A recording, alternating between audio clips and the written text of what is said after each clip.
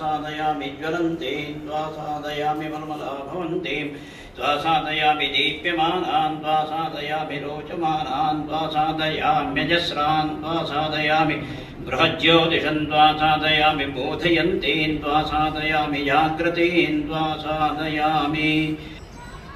సాంస్కృతిక వారసత్వం బయటపడుతుంది. ఆ పేరే కోటిలింగాలు. చెబితేనే తెలంగాణ అస్తిత్వం ఉనికి ప్రకటించబడేటట్లుగా ఉన్నటువంటి ఆ పుస్తక ఆవిష్కరణ కార్యక్రమానికి చేసినటువంటి సాహితీ బంధువులందరికీ కూడా, పెద్దలందరికీ, గురుతుల్యులు, గురువులందరికీ కూడా నమస్తులు తెలియజేస్తూ, కార్యక్రమానికి అధ్యక్షులుగా ఉన్నటువంటి వారు మద్గురువరేణ్యులు, జాతీయ సాహిత్య పరిషత్ అధ్యక్షులు ఆచార్య కసిరెడ్డి వెంకటరెడ్డి గారు వారి యొక్క తొలి పలుకులతో సభను ప్రారంభించి నిర్వర్తిస్తారు. శ్రీచక్రాంకిత విశ్వ దివ్య నగరీ సింహాసనాధ్యాసినీం అంకే లాలిత రామకృష్ణ చరితాం బౌద్ధైర్జినైర్మండితాం ఆచార్య ప్రవరైశ్చ నానకదయానందాదిభిర్నందితాం వందే భారతమాతరం సురవరాం వాత్సల్యపూర్ణాం ధరాం. మనం నివసిస్తున్నటువంటి ఈ ప్రదేశాన్ని, ఈ ప్రాంతాన్ని ఒక మాతృరూపిగా భావించి నమస్కరించుకున్నాం.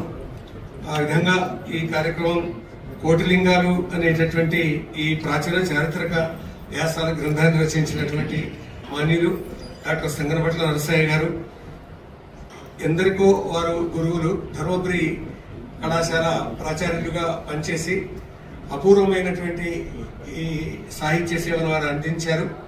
ఎందరో వారి లాంటి శిష్యుల్ని వారు సంసిద్ధం చేశారు.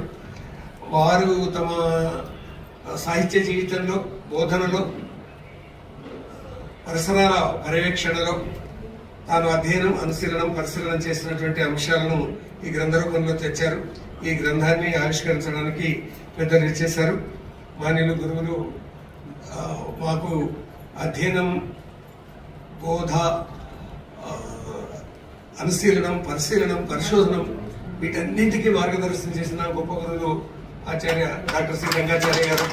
పాలెం ప్రాచ్య కళాశాలలో 2 సంవత్సరాలు నేను చదువుకున్నాను కాబట్టి అక్షరభిక్ష పెట్టినటువంటి గురువులు మాకు శ్రీ రంగాచార్య గారు. తర్వాత ఈ గ్రంథాన్ని ఈ విధంగా ఆవిష్కరించుకోవడానికి ఆస్కారమైనటువంటి ఈ స్థితిలో ఇక్కడికి ఈ గ్రంథాన్ని స్వీకరించడానికి చేసినటువంటి వారు మాన్యులు డాక్టర్ కెవి రమణాచార్య గారు. చాలా కాలం నుంచి వారితో పరిచయం ఉంది. వారు ఎంత ఉదారంగా సాహిత్య, సాంస్కృతిక, ధార్మిక అంశాలతో కూడుకున్నటువంటి విషయాలన్నింటినీ కూడా అధ్యయనం, అనుశీలనం చేసేసి వాటి ప్రచారం ద్వారా వ్యక్తిలో ఒక సంస్కారాల నిర్మాణం కావాలని తపనతోటి ఎన్ని కార్యక్రమాలు చేశారో, చేయించారో, వాటి వెనుక ఉండి నడిపించారో ఇవన్నీ తెలుసు. అంతేకాకుండా తిరుమల తిరుపతి దేవస్థానానికి వారు ఈవోగా ఉన్నటువంటి సందర్భంగా పిట్సుపరగదీశ వెంకటేశ అని నేను ఒక శతకం రాసి వారి సలహాలు తీసుకొని వారిని అందులో ప్రశంసించుకోవడం జరిగింది. వారు చేస్తున్నటువంటి కార్యక్రమాలు అలాంటివి. ఇదే విధంగా ఈ కార్యక్రమంలో ఉన్నటువంటి పెద్దలు అందరూ కూడా వేదిక మీద ఇచ్చేసి ఉన్నారు. ఈ కార్యక్రమంలో ఆర్వి రామారావు గారు, ఆ తర్వాత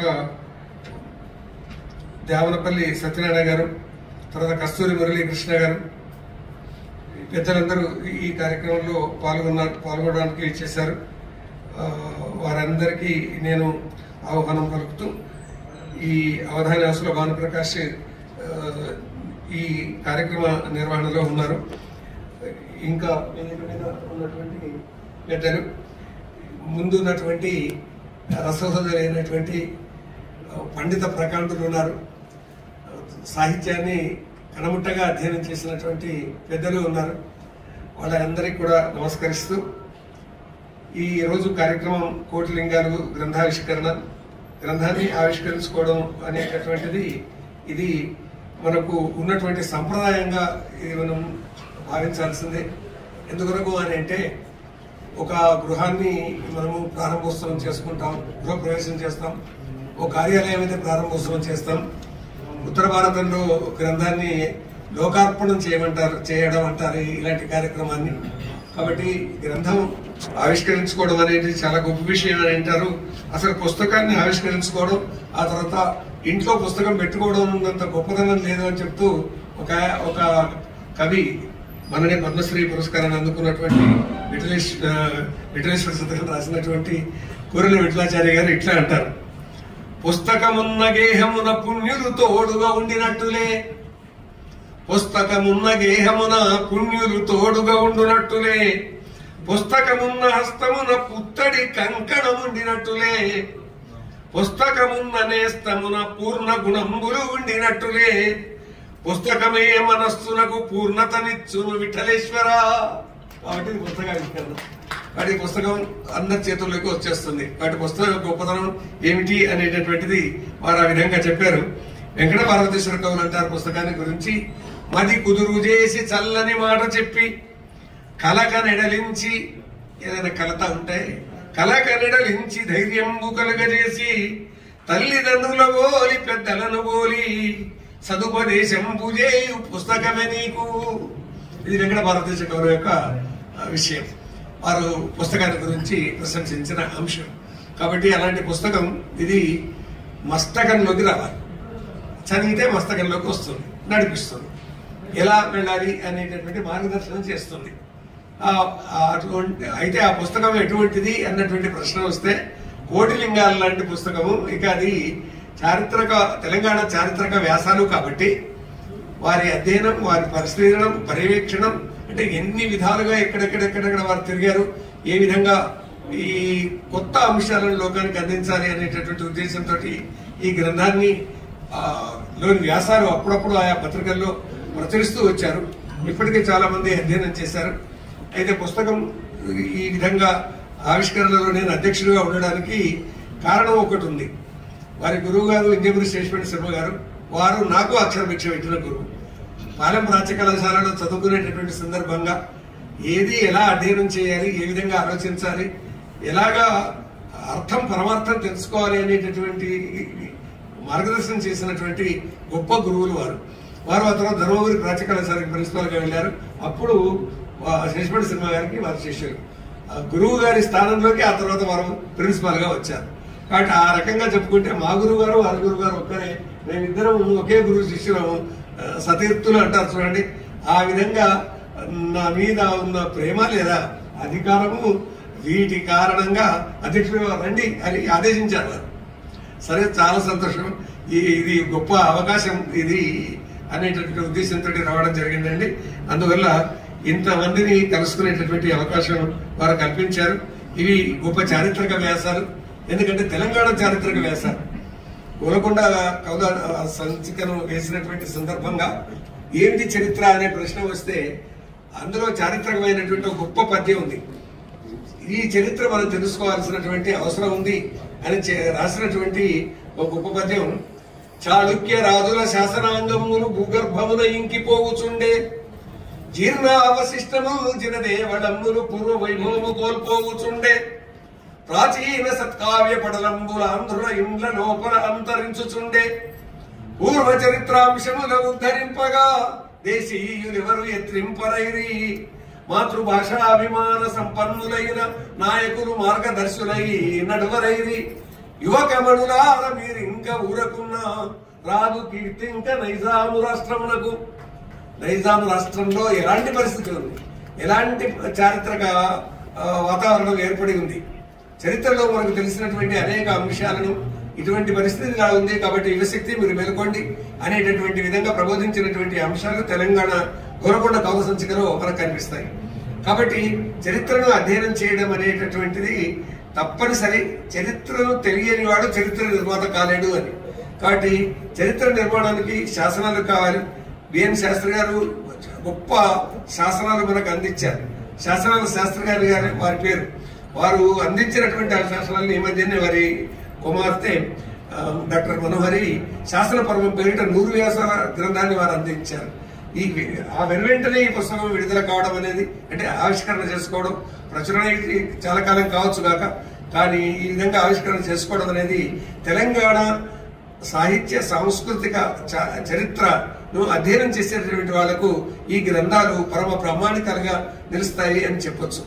వాటి నాణ్యాలు కానీ, కోటలు కానీ, కోట గోడలు కానీ, కూలిపోయినటువంటివి కానీ, పురాతన కాలానికి సంబంధించినటువంటి విశేషాలు కానీ, అవశేషాలు కానీ, ఇంకా ఏవేవి ఆధారంగా మనకు లభిస్తాయి అనేటటువంటి తాళపత్ర గ్రంథాలు కావచ్చు, గుజిలీ ప్రతుల్లో ఉన్నటువంటివి కావచ్చు, సాహిత్య గ్రంథాలు కావచ్చు, ఇవన్నీ కూడా ఆధారంగా లభిస్తాయి. ముఖ్యంగా సంస్కృతాంధ్ర సాహిత్యాల్లో అపారమైనటువంటి పాండిత్యం కలిగి ఎందరో విద్యార్థులను తీర్చిదిద్దినటువంటి మనీషి వారు గొప్ప వ్యాసాలను అందించారు. ఆ వ్యాసాలను అధ్యయనం చేసేటువంటి అవకాశం ఈ విధంగా అందరికీ కల్పించారు. వారికి నేను అభినందనలు తెలియజేస్తూ ఈ కార్యక్రమంలో ఎన్ని విషయాలు చెప్పుకోవడానికి ఇందులో ఉన్నాయో ఇట్లా తీసి చూస్తే ఇలా బుద్ధుడు కనిపిస్తాడు అంత దగ్గర. వెంబడే బుద్ధుడు కనిపించే వరకు బుద్ధుని గురించి చదివింటాం కదా, ఎప్పుడో రాసుకున్నది గుర్తొచ్చింది నాకు. కృషిభూత శరీరమందున కృషిభూతములైన ఊహలు పుట్టునని మన బుద్ధుడు అనియను పుష్టి మనిషికి పురోగమనము. ఇలాంటివి ఎన్నో విషయాలు. అదేవిధంగా ప్రాకృత గాథలకు సంబంధించి గాథ సప్తశతికి సంబంధించినటువంటి విషయాలు ఇందులో చారిత్రకంగా ఎలా తీసుకున్నారో కొన్ని విషయాలు ఉన్నాయి. నీటి మీది, దీన్ని రాళ్లపల్లి అనంత శర్మ గారు తెలుగు చేశారు. నీటి మీది వ్రాత నిజము దుర్జన మైత్రి చేయుచుండగానే నశించుచుండు అదియే సజ్జనాలి ఎందు జరిపితివి అని రాత గీచినట్టు గీత కాదే. ఇప్పుడు చూడండి, దీంట్లో మంచి వాళ్ళ స్నేహం శిలాక్షరం, చెడ్డవాళ్ళ స్నేహం జలాక్షరం. ఎంత గొప్పగా ఈ రెండు వాక్యాలను ఈ పద్యంలో ఎలా చేర్చారు అనేటటువంటిది. కాబట్టి ఇవి ప్రాకృత గాథలు. ఈ చరిత్రకు అందినటువంటి ప్రాకృత గాథల్ని కూడా వారు స్వీకరించేసి బుద్ధుడు తదితర విషయాలను అపూర్వంగా ఈ గ్రంథంలో అందించారు. ఎట్లాగో మనం ముందు సమీక్షలో వింటాం. ఇది అధ్యక్షుల యొక్క తొలి పలుకులే కాబట్టి ఈ విధంగా ఇంత మంచి పుస్తకాన్ని మనము ఆవిష్కరణ చేసుకొని అధ్యయనం చేసేటువంటి అవకాశం కల్పించినటువంటి డాక్టర్ సంగరవట్ల నరసయ్య గారిని మరొకసారి అభినందిస్తూ ఆ తర్వాత ఈ కార్యక్రమంలోకి వెళ్ళిపోదాం. ఇప్పుడు పుస్తకాన్ని ఆవిష్కరించవలసిందిగా మా గురువర్యులు డాక్టర్ శ్రీరంగాచార్య గారిని ప్రార్థిస్తున్నాను.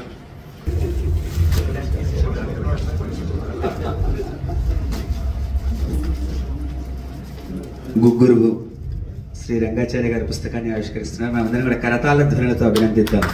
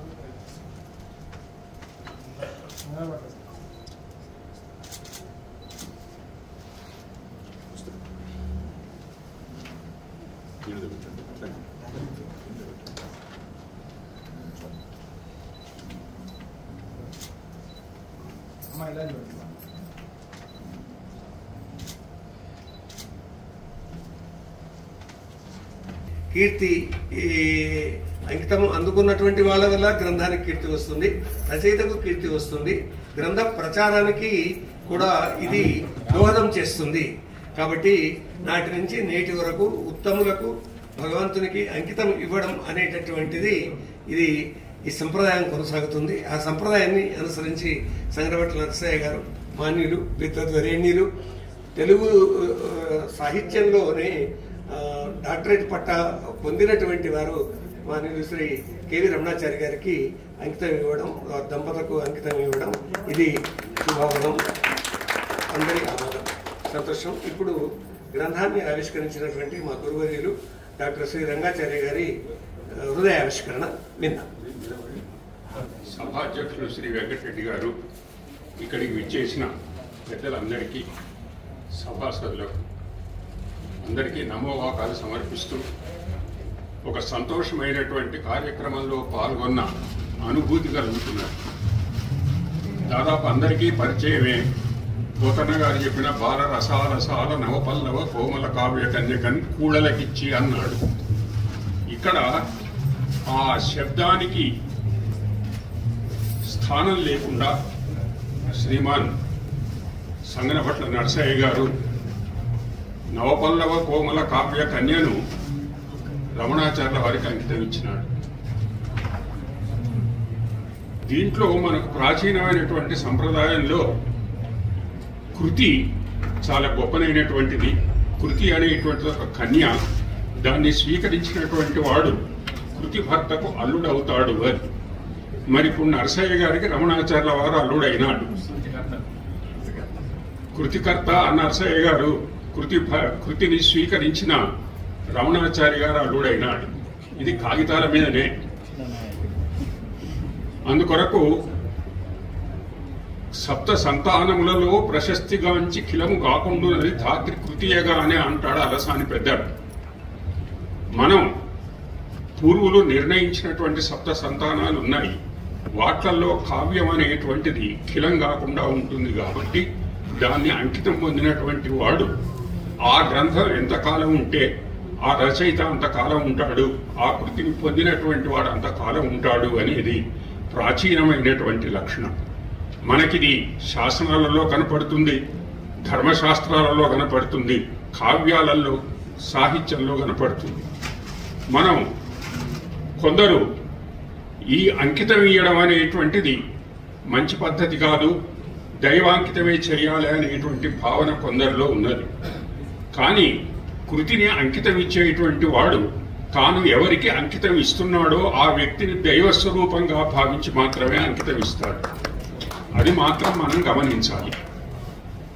ఉదాహరణకి ఇప్పుడు నరసయ్య గారు రమణాచార్యుల వారికి పుస్తకం అంకితం ఇచ్చినాడు. దాన్ని మనం గమనించినట్టయితే ఇది 28 వ్యాసాల కూర్పు. ఆయన వివిధ కాలాలలో, వివిధ సందర్భాలలో, వివిధ సన్నివేశాలను గురించి రాసినటువంటి వ్యాసాల కూర్పు. నాకు ఈ విధంగా పనిచేసే వాళ్ళని చూస్తే ఈర్ష్య కలుగుతుంది. కారణం ఏమంటే ఆ వ్యాసాలన్నీ ఎక్కడా పోకుండా వాటన్నిటినీ ఏకత్రితం చేసి ఒక్క దగ్గర తీసుకొచ్చి వాటన్నిటినీ ఒక సంపుటంగా వేసే వాళ్ళని చూస్తే బాధ కలుగుతుంది. అయ్యో, ఇంత సాహిత్యాన్ని వీళ్ళు ఇంకా రక్షించినారే అని. ఈ మధ్యన నా పరిశీలనకు ఘట్టమరాజు అశ్వత్థనారాయణ గారు, బెంగళూరు, ఆయన వివిధ పత్రికలలో రాసినటువంటి వ్యాసాలను ఒక పుస్తకంగా వేయాలి, దానిపైన మీ అభిప్రాయం తెలపండి అని ఆయన ఆ పుస్తకాన్ని పంపించినాడు. అది చదువుతుంటే నాకు అనిపించింది, అవన్నీ ఆ వ్యాసాలు వస్తుంటే నేను పత్రికలలో చదివినాను. కానీ ఒక దగ్గరికి వాటన్నిటినీ సేకరించి తన అభిప్రాయాన్ని వ్యక్తీకరించడం అనేది సాహిత్యంలో ఒక విశేషమైనటువంటి పద్ధతి. మనం ఎంతో సాహిత్యాన్ని పోగొట్టుకున్నాం. మనంత సాహిత్య నష్టజాతకులు ఎవడూ లేరు. మన గొప్ప నష్టజాతకులం. ఎంతో సాహిత్యాన్ని పోగొట్టుకున్నాం. ఈ రోజుల్లో కూడా అనేక రకాలైనటువంటి అవకాశాలు ఏర్పడ్డప్పుడు కూడా మనం సాహిత్యాన్ని పోగొట్టుకోవడం, విస్మరించుకోవటం అనేది తగదని నా అభిప్రాయం. ఏదో ఒక విధంగా లోకానికి మనం సాహిత్యాన్ని అందించడం అవసరం. ఆ విధమైన అసిధారా వ్రతాన్ని మా నరసయ్య గారు చేసినాడు.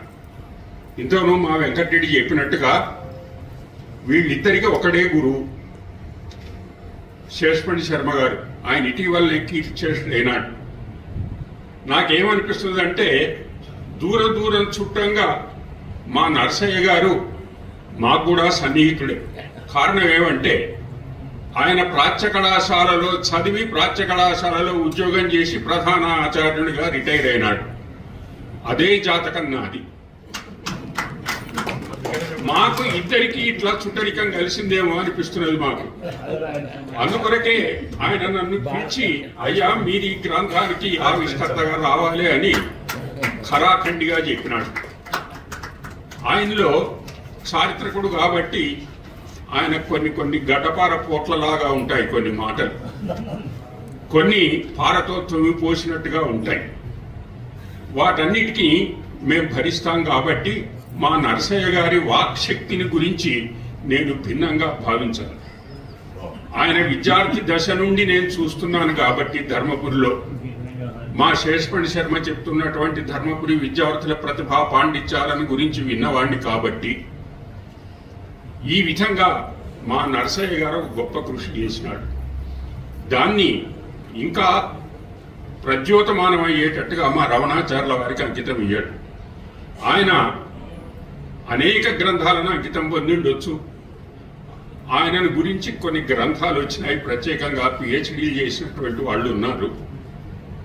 ఆయన అనేక గ్రంథాలను ఆవిష్కరించినటువంటి వాడు. అతడు అనేక యుద్ధములో ఆరియు తేరిన వాడు అన్నట్టు ఎన్నో గ్రంథాలు ఈ వేదిక మీద ఆవిష్కరించినాడు, కృతి పొందినాడు.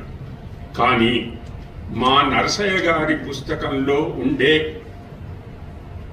విశేషమైనటువంటి విషయాలను వారు తమ మస్తిష్కంలో ఉంచుకున్నట్టయితే వారి అనేకమైనటువంటి సాహిత్యోపన్యాసాలకు చక్కని పాథేయంగా ఉపకరిస్తుంది అని నేను భావించుకుంటూ మా చక్కని కృతికన్యను మంచి అల్లుణ్ణి చూచుకొని మా నరసయ్య గారు వారికి సమర్పించినందుకు పునః ధన్యవాదాలు సమర్పించుకుంటూ నేను విరమిస్తున్నాను. నేనెంతో అభిమానించేటువంటి పెద్దలు ఆచార్య కసిరెడ్డి వెంకటరెడ్డి గారికి ఈనాటి కార్యక్రమానికి అలంకారంగా ఉండి ఇక్కడ ఉండే వాళ్ళకందరికీ చాలా గురుదశలో ఉన్నటువంటి గురుస్థితిలో ఉన్నటువంటి పెద్దలు, ప్రాచ్య కళాశాలకు ప్రాచార్యులుగా పనిచేసి భాషా సంస్కృతుల పట్ల ఎనలేని అపారమైనటువంటి అభిమానాన్ని సంపదగా భావించేటువంటి పెద్దలు శ్రీమాన్ శ్రీ పెరుంబుదూరు రంగాచార్య స్వామి వారికి ఈనాటి కార్యక్రమంలో ఈ గ్రంథావిష్కరణ సందర్భంగా గ్రంథం గురించి చవి చూపడానికి విచ్చేసినటువంటి పెద్దలు శ్రీ ఆర్వి రామారావు గారికి, మిత్రులు శ్రీ కస్తూరి మురళీకృష్ణ గారికి, చిరంజీవి ద్యావనవల్లి సత్యనారాయణ గారికి, ఈ కార్యక్రమానికి అంతా కూడా కథానాయకులైనటువంటి పెద్దలు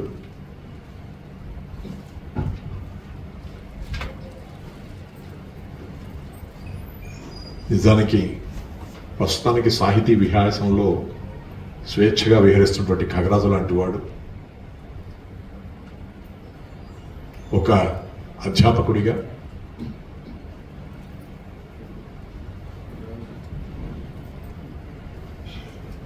ఒక సంగీతజ్ఞుడిగా, ఒక నటుడిగా, ఒక ఛందో వ్యాకరణ శాస్త్రజ్ఞుడిగా, ఒక సాహితీ విమర్శకుడిగా, ఒక చారిత్రక పరిశోధకుడిగా, సాహితీ షణ్ముఖుడిగా ఉన్నటువంటి మా శ్రీమాన్ సంగనపట్ల నరసయ్య గారికి ఈ కార్యక్రమాన్ని చేయడంలో ఆనందాన్ని పంచుకుంటున్నటువంటి చిరంజీవి శ్రీ ఔసుల భానుప్రకాష్ గారికి విశ్వభారతి సంస్థ ద్వారా, గంగిగోపాల్ లాంటి మీకందరికీ సభాముఖంగా నమస్కారం. ఇది నిజంగా చెప్పాలంటే ఇది విద్వత్ సభ. ఒక సంగనపట్ల నరసయ్య గారు, ఒక శ్రీరంగాచార్య స్వామి గారు, మా కసిరెడ్డి వెంకటరెడ్డి గారు, దేవనవల్లి సత్యనారాయణ గారు, రామారావు గారు, కస్తూరి మురళీకృష్ణ గారు, వేదిక మీద ఉన్న వాళ్ళందరూ కూడా తమ తమ పరిధుల్లో తమ తమ రంగాల్లో ఆరితిన్నటువంటి వాళ్ళు.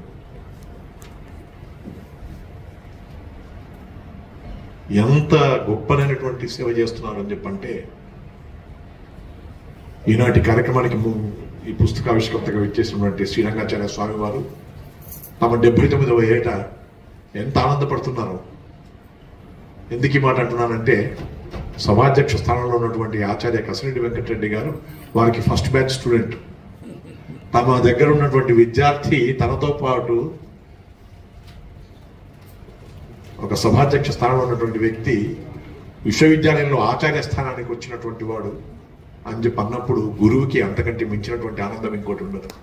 తనను మించినటువంటి వాడు కూడా అయితే శిష్యుడు చాలా గొప్పగా ఉంటుందని చెప్పని, అందుకనే శిష్యాదిచ్చేది పరాజయం అని చెప్పని పుత్రాదిచ్చేది పరాజయం అని చెప్పినటువంటి గుణం ఒక గురువుకి ఒక తండ్రికి ఉంటుంది. తండ్రి లాంటి మనసున్నటువంటి మా శ్రీరంగాచార్య స్వామి వారికి కసిరెడ్డి వెంకటరెడ్డి గారు అంత వినయంగా మళ్ళీ మా గురువు గారు అని చెప్పి చెప్పుకోవడం చూస్తే ఈ సభ ఎంత శోభిల్లుతుందో నాకు అర్థమవుతా ఉంది. నేను అడ్మినిస్ట్రేటివ్ సైడ్ వచ్చాను, కానీ నేను లెక్చరర్గా పనిచేశాను. లెక్చరర్గా పనిచేసినప్పుడు విద్యార్థులు చూపిస్తున్నటువంటి గౌరవాన్ని, మర్యాదని, అభిమానాన్ని, ఆ ప్రేమని పంచుకున్నటువంటి వాళ్ళకి తెలిసి వస్తుంది దాంట్లో ఉండేటువంటి గొప్పతనం అంతా. ఇక్కడ ఉన్నటువంటి సదస్సులో ఉన్నటువంటి పరిశోధక పరమేశ్వరుడిగా పేరు పొందినటువంటి చిరంజీవి ఆచార్య వెల్దన నిత్యానందరావు గారు కూడా మా శ్రీరంగాచార్య గారి యొక్క స్టూడెంటే, విద్యార్థి. వీరిరువురిని నేను నాగర్ కర్నూలులో డిప్యూటీ కలెక్టర్గా పనిచేస్తున్నటువంటి రోజుల్లో చూడడం జరిగింది, మాట్లాడడం జరిగింది. వారు ఉన్నటువంటి ప్రాచ్య కళాశాలకు వెళ్ళడం జరిగింది. అక్కడ కూడా నేను సభా కార్యక్రమంలో పాల్గొనడం జరిగింది. అప్పుడే ఆశీర్వదించినటువంటి మా శ్రీరంగాచార్య స్వామి వారికి నమస్కారం. అప్పుడే ఈ రకంగా మీరుండి ఇంకా వృత్తిలోకి వస్తారు అనేటువంటిది ఏంటంటే, ప్రాచ్య కళాశాలకు ప్రాంశుపాలుడిగా ఉన్నటువంటి మా సంగనపట్ల నరసయ్య గారు, మరో ప్రాచ్య కళాశాలకు ప్రాంశుపాలుడిగా ఉన్నటువంటి మా శ్రీమాన్ రంగాచార్య స్వామి వారి ద్వారా ఈ పుస్తకాన్ని ఆవిష్కరింపజేయడం అనేటువంటిది చాలా ఫలవంతంగా, ఫలప్రదంగా ఉంది. ఏదైతే ఒక ఆశయం ఉందో సంగనపట్ల వారికి ఒక ప్రత్యేకమైనటువంటి ఆశయాలు ఉంటాయి, దాన్ని సాధించుకున్నట్టుగా ఉందని చెప్పని నేను సంభావిస్తా ఉన్నాను. ఇక నాకు అంకితం ఇవ్వడమా, అది వారి మనసు. వారికి నాకు గత 40 ఏళ్లుగా ఉండేటువంటి అనుబంధాన్ని దృష్టిలో పెట్టుకొని, అందులో వారి మాతృభూమి నాకు ధర్మపురి క్షేత్రం అని చెప్పని తమ ధర్మపురి గురించి ఎంతో గర్వంగా ప్రకటించుకునేటువంటి సంగనపట్ల నరసయ్య గారు ధర్మపురికి నాకుండేటువంటి అనుబంధాన్ని కూడా దృష్టిలో పెట్టుకుని ఒక రకంగా బంధుత్వాన్ని, అనుబంధాన్ని పెంచుకున్నటువంటి వారు కాబట్టి నాకు అంకితం వేయాలని చెప్పి అనుకోవడం అది నా సుకృతం. ఇక్కడ వయసు రీత్యా ఆచార్య కసిరెడ్డి వెంకటరెడ్డి గారు దాదాపు 77-78 ఏళ్ల వారు, వీరు 79 ఏళ్ల వారు.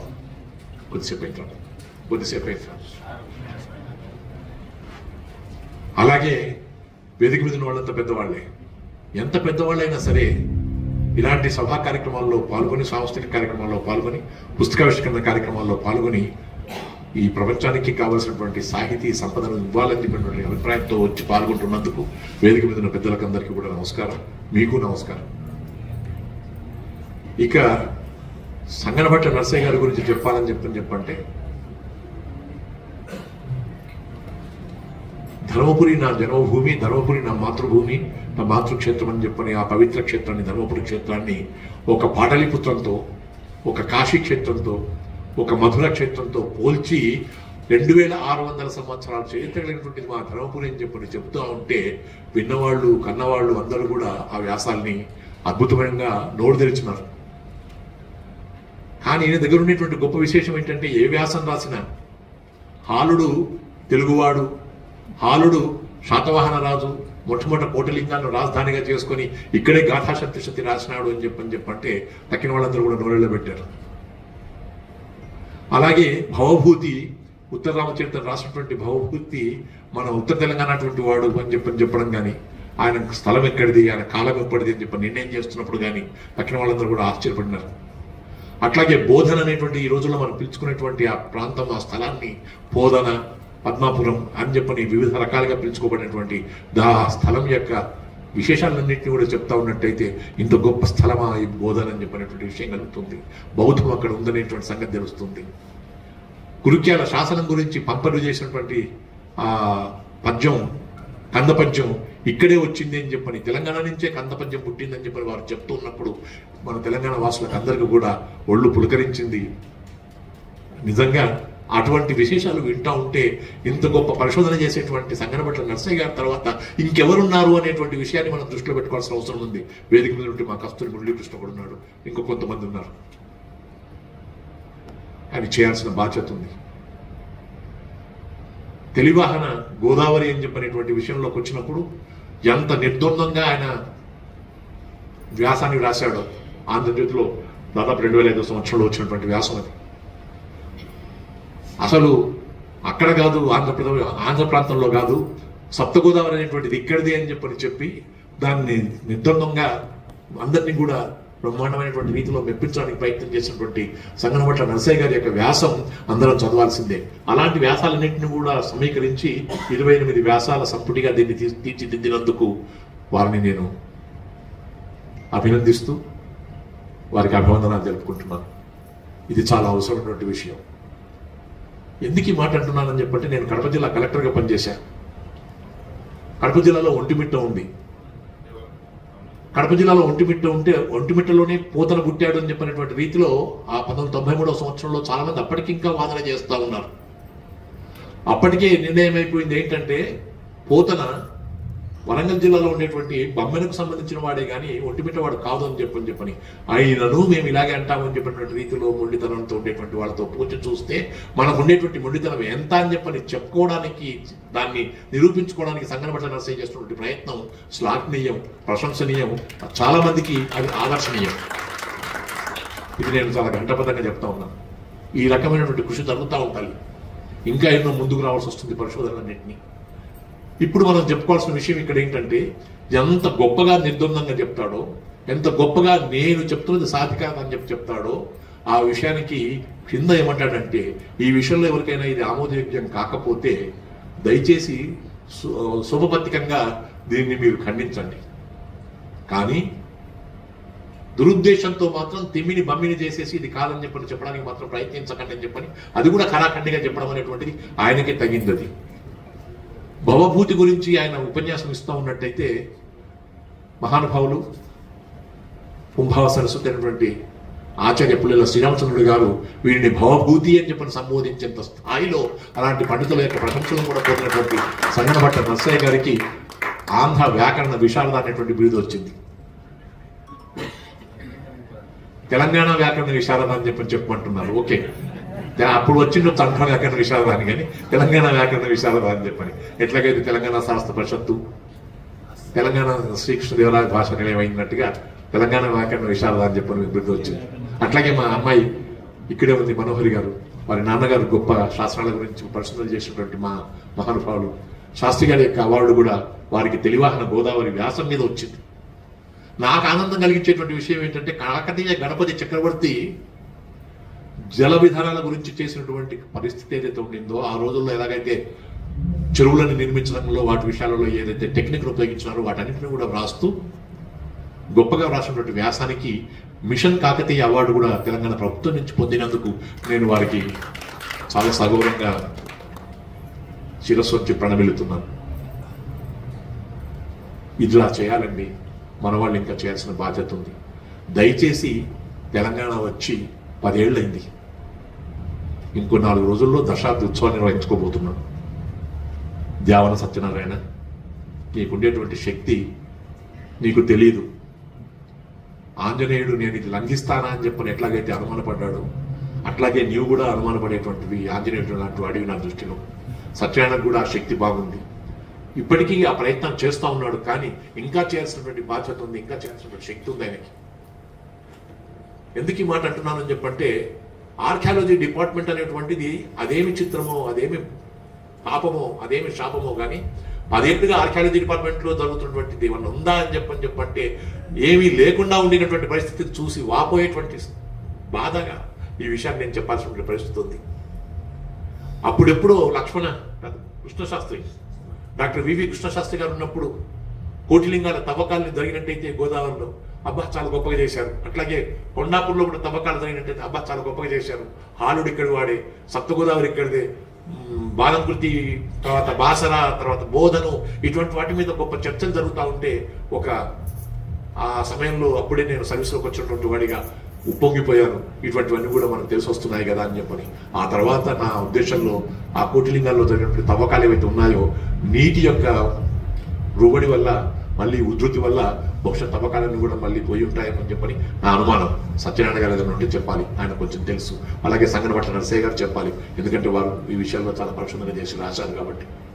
ఏది ఏమైనా ఈ విషయంలో తెలంగాణలో ఉండేటువంటి అస్తిత్వాన్ని, తెలంగాణ యొక్క గొప్పతనాన్ని, తెలంగాణ యొక్క ఘనకార్యాన్ని చెప్పుకోవడానికి, తెలుపుకోవడానికి తప్పకుండా ముందుకు రావాల్సిన అవసరం ఉందని చెప్పని తెలంగాణలో ఉండేటువంటి పండిత వర్యులకందరికీ కూడా నేను నమస్కరించి మనవి చేసుకుంటా ఉన్నాను ఈ విషయాన్ని. ఆర్వి రామారావు గారు ఇక్కడ ఉన్నారు. వారు పత్రికా సంపాదకులు. వారికి ఉండేటువంటి ప్రతిభ చాలా గొప్పది. నేను చాలా ఏళ్ల నుంచి చూస్తూ ఉన్నాను. ఇన్ఫర్మేషన్ కమిషన్ ఉన్నప్పుడు కూడా మా రామారావు గారికి నాకు ఉండేటువంటి అనుబంధం గొప్పది. మా కస్తూరి మురళీకృష్ణ జర్నలిస్టు, చక్కగా రాస్తాడు, చక్కగా అనలైజ్ చేస్తాడు. వారు కూడా ఇటువంటి విషయాల్లో చాలా శ్రద్ధ తీసుకోవాల్సిన అవసరం ఉంది. సదస్సులో ఉన్నటువంటి పరిశోధన పరమేశ్వరుడు అని చెప్పి అనిపించుకునేటువంటి మా వెందన నిత్యాంధ్రరావు కూడా ఇటువంటి వ్యాసాలు రాస్తే ఇంకా గొప్పగా ఉంటుంది. ఏది ఏమైనా ఎక్కడైతే ఏదైతే నిజంగా వాస్తవంగా ఇది ఉందని చెప్పని చెప్పుకోవడానికి చాలా నమ్మకం ఉంటుందో దాన్ని బయటకు తీసుకురావడం కోసం చెప్పి ప్రయత్నం చేయడమే చాలా అవసరం. అంతేగాని ఎవరో అన్నారు కదా అని, ప్రభుత్వంలో వారు చెప్పారు కదా అని చెప్పని, వారు ఉన్నారు కదా అని చెప్పని, రాస్తే ఏమవుతుందో, రాయకపోతే ఏమవుతుందో, తెలిపితే ఏమవుతుందో, తెలపకపోతే ఏమవుతుందో అని శశభీషణతో ఉండేటువంటి వాళ్ళకి నమస్కరిస్తూ అలాంటి శశభీషణలు పెట్టుకోకుండా తెలంగాణ చరిత్రని, తెలంగాణ యొక్క సాహిత్యాన్ని, తెలంగాణ యొక్క ఈ శాసన పర్వాలన్నింటినీ, వీటన్నింటినీ కూడా ఎలాగైతే సంగనపట్ల నరసయ్య గారు లాంటి వారు ముందుకు తీసుకొస్తున్నారో, ఇలాంటి మిత్రులు తీసుకొస్తున్నారో, వీటన్నింటినీ కూడా దృష్టిలో పెట్టుకుని మనం కూడా ముందుకు సాగాలని చెప్పని ఈనాటి తరం అనుకుంటే అది గొప్ప విషయం. నేను చాలా సభల్లో అంటా ఉంటాను, ఇక్కడ ఉన్నటువంటి మిత్రులకు అందరికీ తెలుసు, వేదిక మీద ఉన్న పెద్దలకు కూడా తెలుసు. మనం ఇలాంటి సభలు కార్యక్రమాలు పెట్టుకుంటున్నప్పుడు కళాశాలల్లో ఉండేటువంటి విద్యార్థులను కూడా మనం పిలుచుకోవాల్సినటువంటి బాధ్యత ఉంది. భానుప్రకాష్ ఎదుగుతున్నటువంటి రీతిని, వైనాన్ని నేను బాగా గమనిస్తూ వస్తూ ఉన్నాను. ఇవాళ హైదరాబాద్లో కార్యక్రమాలను నిర్వహిస్తూ, అవధానిగా తన కార్యక్రమాలు నిర్వర్తిస్తూ, విశ్వభారతి సంస్థ ద్వారా ఇలాంటి పెద్దల్ని సత్కరిస్తూ, మనలందరినీ కూడా ఆహ్వానిస్తూ మంచి కార్యక్రమాలు చేస్తున్నందుకు ఆ చిరంజీవిని అభినందిస్తూ, భానుప్రకాష్ లాగా ఎదగాల్సినటువంటి వాళ్ళు, పైకి రావాల్సినటువంటి వాళ్ళు తప్పకుండా రావాల్సిన బాధ్యత ఉంది. కళాశాల పిల్లలు కానీ, ప్రాచ్య కళాశాల పిల్లలు కానీ ఇప్పుడు ప్రాచ్య కళాశాలలు లేకుండా అయినాయి.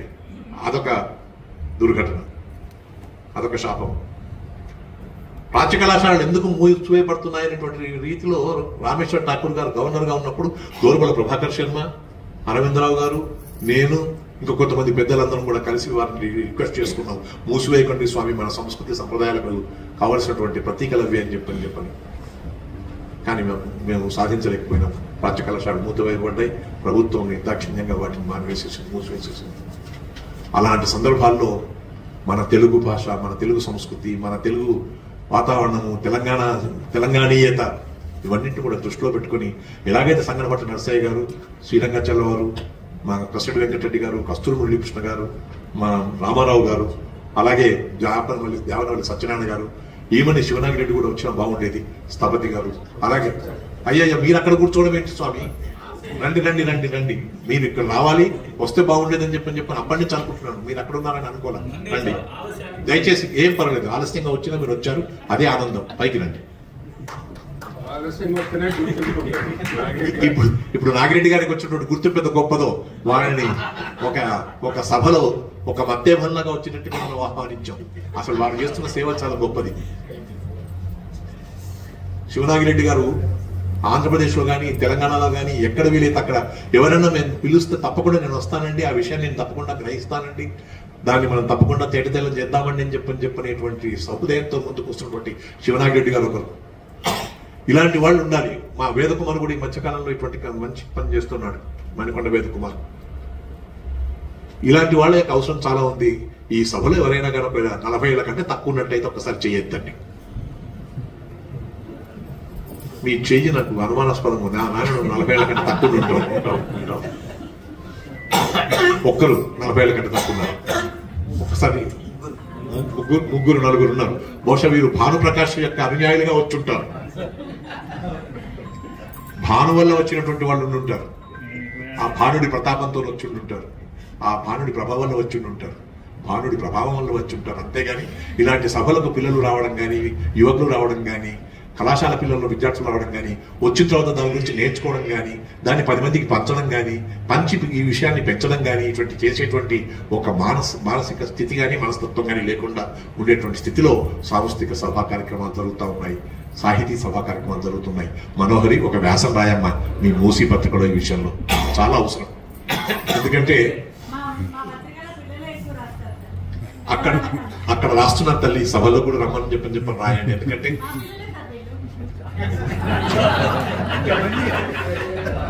మనోహరంగా ఉందమ్మని ఈ మాట, చాలా సంతోషంగా ఉంది. ఈ రకంగా ఇవాళ మనం ఆచార్య శ్రీరంగాచార్య వారి యొక్క కనకమలాల మీద ఆవిష్కరించినటువంటి గ్రంథం అందరి చేతుల మీదుగా ఇది ఉండాలని చెప్పని సంగనపట్ల నరసయ్య గారి యొక్క ఆశయ సిద్ధి కలగాలని చెప్పని ఆ భగవంతుని ప్రార్థిస్తూ, దీన్ని నాకు ఈ కృతిని అంకితం చేయడమైనటువంటిది నా సుకృతిగా భావిస్తూ వారికి మరొకసారి నమస్కరిస్తూ, వారి కుటుంబానికి నమస్కరిస్తూ సరే గైకొని ఆంగ్ల పండితులు కట్టుకథలు రచయింప వానికే తోకలు చేర్చి గ్రంథముల దూర్చిరి బానిస భారతీయ చార్వాకులు సత్యసూక్తి నుడువండొకడు సవిమర్శకముగా అని. కాబట్టి విదేశీ చరిత్రకారులు మన చరిత్రను కూని చేశారు అనేటటువంటి ఈ అధ్యయనం కొంత ఉంది. కాబట్టి ఇతిహాసాల్లో సత్యాన్ని వెలికి తీయాల్సినటువంటి అవసరం ఉంది. మన చరిత్రను అధ్యయనం చేసి మన లోతుపాతులు తెలిసి, మన సంస్కృతి తెలిసి, మన అలవాట్లు తెలిసిన వాళ్ళు మన చరిత్ర రాస్తే సత్య చరిత్రగా అది మనకు బయటకు వస్తుంది అనే ఉద్దేశంతో వారి మాట అని ఉంటారు అని భావిస్తూ, చరిత్ర, సంస్కృతి, సాహిత్యం ఈ మూడింటిని ముప్పేటగా కొనసాగించి ఈ గ్రంథంలో చూపించి మనకు అందించారు. ఆ విషయాలే బాగా అధ్యయనం చేయాలి యువత అని మార్గదర్శనం చేశారు మాన్యులు, ఈనాటి ముఖ్య అతిథులు, గ్రంథశ్రీకర్త డాక్టర్ కెవి రమణాచార్యులు గారు. ఈనాడు పుస్తక సమీక్షకు ఇచ్చేసినటువంటి వాళ్ళు ఉన్నారు, సందేశాలు అందించడానికి వచ్చిన విశిష్ట అతిథులు ఉన్నారు. ఈ సమయాన్ని దృష్టిలో పెట్టుకొని వారి సందేశాలు అందుతాయని భావిస్తూ, మొదటగా పుస్తకాన్ని సమీక్షించేవారు డాక్టర్ దేవనపల్లి సత్యనారాయణ గారు, డిప్యూటీ డైరెక్టర్ గిరిజన సాంస్కృతిక శాఖ. వారు గ్రంథాన్ని సమీక్షిస్తారు. శ్రీ సత్యనారాయణ గారు.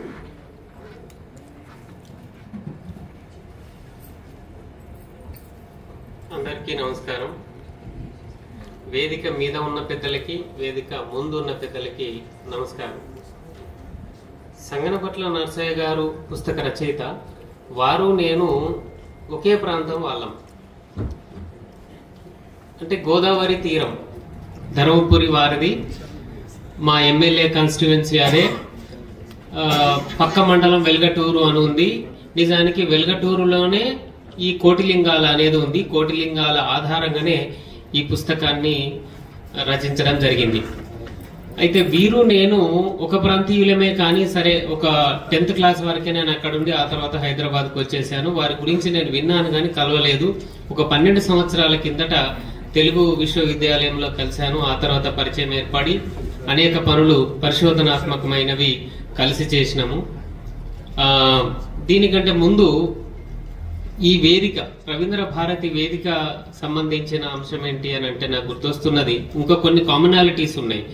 అవి ఏంటంటే, రమణాచారి గారిని నేను సుమారుగా 30 సంవత్సరాల నుంచి ఈ వేదిక మీద చూస్తున్నాం. అంటే ఈ రవీంద్ర భారతి వేదిక మీద ఎక్కడంటే, నేను ఇక్కడే పక్కనే నిజాం హాస్టల్ అని ఉంటుంది, నిజాం కాలేజ్ ఉంటుంది. ఈ నిజాం కాలేజీలో చదువుకునేవాడిని డిగ్రీ. అప్పటి నుంచి రోజు సాయంత్రం నేను ఈ రవీంద్ర భారతికి వచ్చేవాడిని. వెరీ రెగ్యులర్ గా రమణాచారి గారే ముఖ్య అతిథులుగా ఉండేవారు. అప్పుడు 1995 నుంచి 98 వరకు ఈ 3 సంవత్సరాలు అక్కడ ఉన్నప్పుడు అక్కడ చూసేవాడిని. అంటే నేను పిల్లోని, అప్పుడు డిగ్రీ చదువుకుంటున్న వాడిని కాబట్టి అంత ఎత్తుకు ఎవరైనా ఎదుగుతారా మన రాష్ట్రంలో అని అనుకునేవాడిని. ఈ రోజు వారికి పక్కన కూర్చుంటే నాకు చాలా గర్వంగా, ఆనందంగా ఉంది. తర్వాత ఇక వారికి పుస్తకం అంకితం ఇవ్వడంలో సంగనపట్ల నరసయ్య సార్ కంటే నేనే సీనియర్ని. ఎందుకంటే 2015-16లోనే నాకు రమణాచారి సార్, భువనగిరి అనేది ఒక కొండ విచిత్రంగా కనిపిస్తుంటుంది, దాని చరిత్ర వెలుగులోకి తెస్తే బాగుంటుంది సత్యనారాయణ, నువ్వే చేయాలి అని అంటే నేను వెళ్ళి ఒకరోజు మొత్తం పరిశీలించి ఆ కొండనంతా, ఆ కొండను ఆ చరిత్ర రాస్తే అదొక 200 పేజీల గ్రంథం అయింది. దాన్ని కాఫీ టేబుల్ పుస్తకం లాగా, అంటే చరిత్రకు ఆధారాలు ప్రాణం కాబట్టి ఆధారాన్ని చూపిస్తూ ఆ చరిత్రను చెప్పడం జరిగింది. అది ప్రపంచంలో అతిపెద్ద బాథోలిత్ అని అంటారు. బాత్ అంటే స్నానం చేయడము, అంటే బండ కూడా స్నానం చేస్తుంది కొన్ని కోట్ల సంవత్సరాలుగా. స్నానం చేస్తే బండనే మిగులుతుంది, దానిపైన చుట్టుపక్కల ఉన్న మురికి అంతా వెళ్ళిపోతుంది. ఆ విధంగా అది అయింది. ఇప్పటి వరకు ఆస్ట్రేలియాలో ఒకటి ఉన్నది అని అనుకుంటున్నారు, కానీ దానికంటే పెద్దది ఇది అని అది శాస్త్రీయంగా దాని కొలతలు అవన్నీ చూపించి చేయించడం జరిగింది. ఆ పుస్తకాన్ని 2016లో ఆవిష్కరించడం జరిగింది. ఆనాటి మంత్రి, సాంస్కృతిక శాఖ మంత్రి చందులాల్ గారు, వారి మిత్రులు కూడా ఇక్కడ ఉన్నారు, వేణుగోపాల్ గారు, వారి ఆధ్వర్యంలో ఆ పుస్తకాన్ని నేను వారికి అంకితం ఇచ్చి, నాకు రమణాచారి గారి పట్ల ఉన్న ప్రేమని ఆ విధంగా నేను వ్యక్తం చేసుకోవడం జరిగింది. ఈరోజు సంగనపట్ల గారు అంకితం ఇస్తున్నందుకు సంతోషం. సంగనపట్ల గారి పుస్తకములో 28 వ్యాసాలు ఉన్నాయని అందరూ చెప్పారు, సత్యం.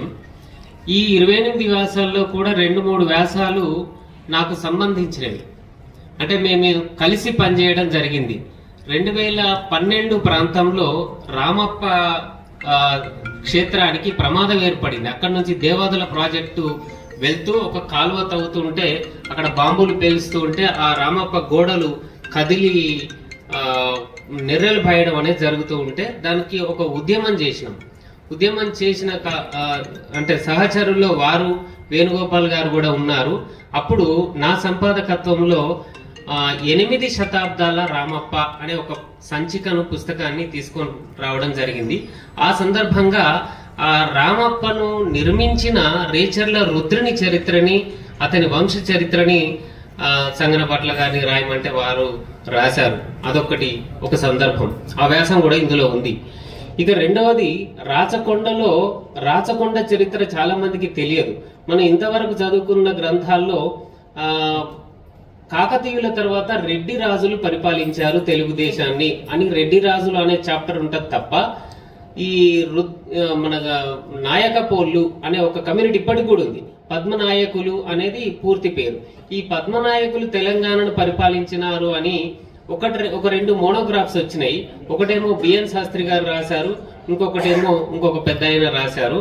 అయితే సమగ్రంగా దాన్ని ప్రెజెంట్ చేయడం మాత్రం జరగకపోతే దానికి కూడా ప్రమాదం ఏర్పడింది. అంటే తెలంగాణ రావడానికి ముందు 2012-13లో ఒక మిసైల్ సెంటర్ పెట్టడానికి ఏర్పాట్లు జరుగుతూ ఉంటే, లేదు ఇది చారిత్రక రాజధాని, కాకతీయుల తర్వాత తెలుగు వైభవాన్ని మళ్ళీ పునఃస్థాపించడానికి కృషి చేసిన హిందూ రాజులు అని చెప్పాల్సి వస్తుంది. హిందూ రాజులు, అతి గొప్ప రాజులు వీళ్ళే.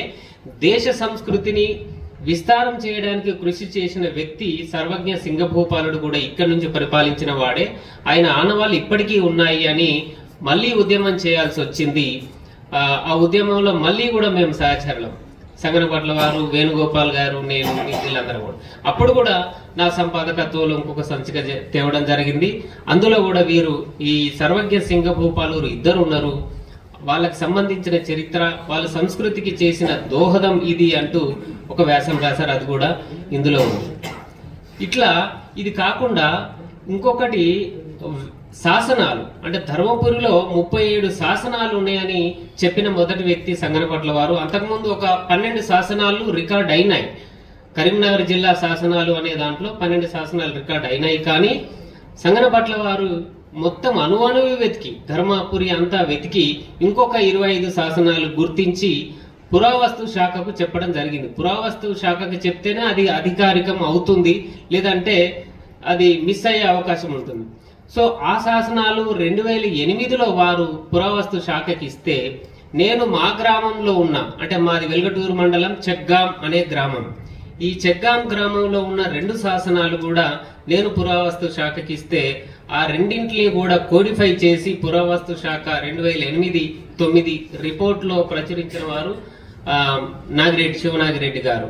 సో వారు కూడా ఈ వేదిక మీద ఉండడం గర్వకారణం.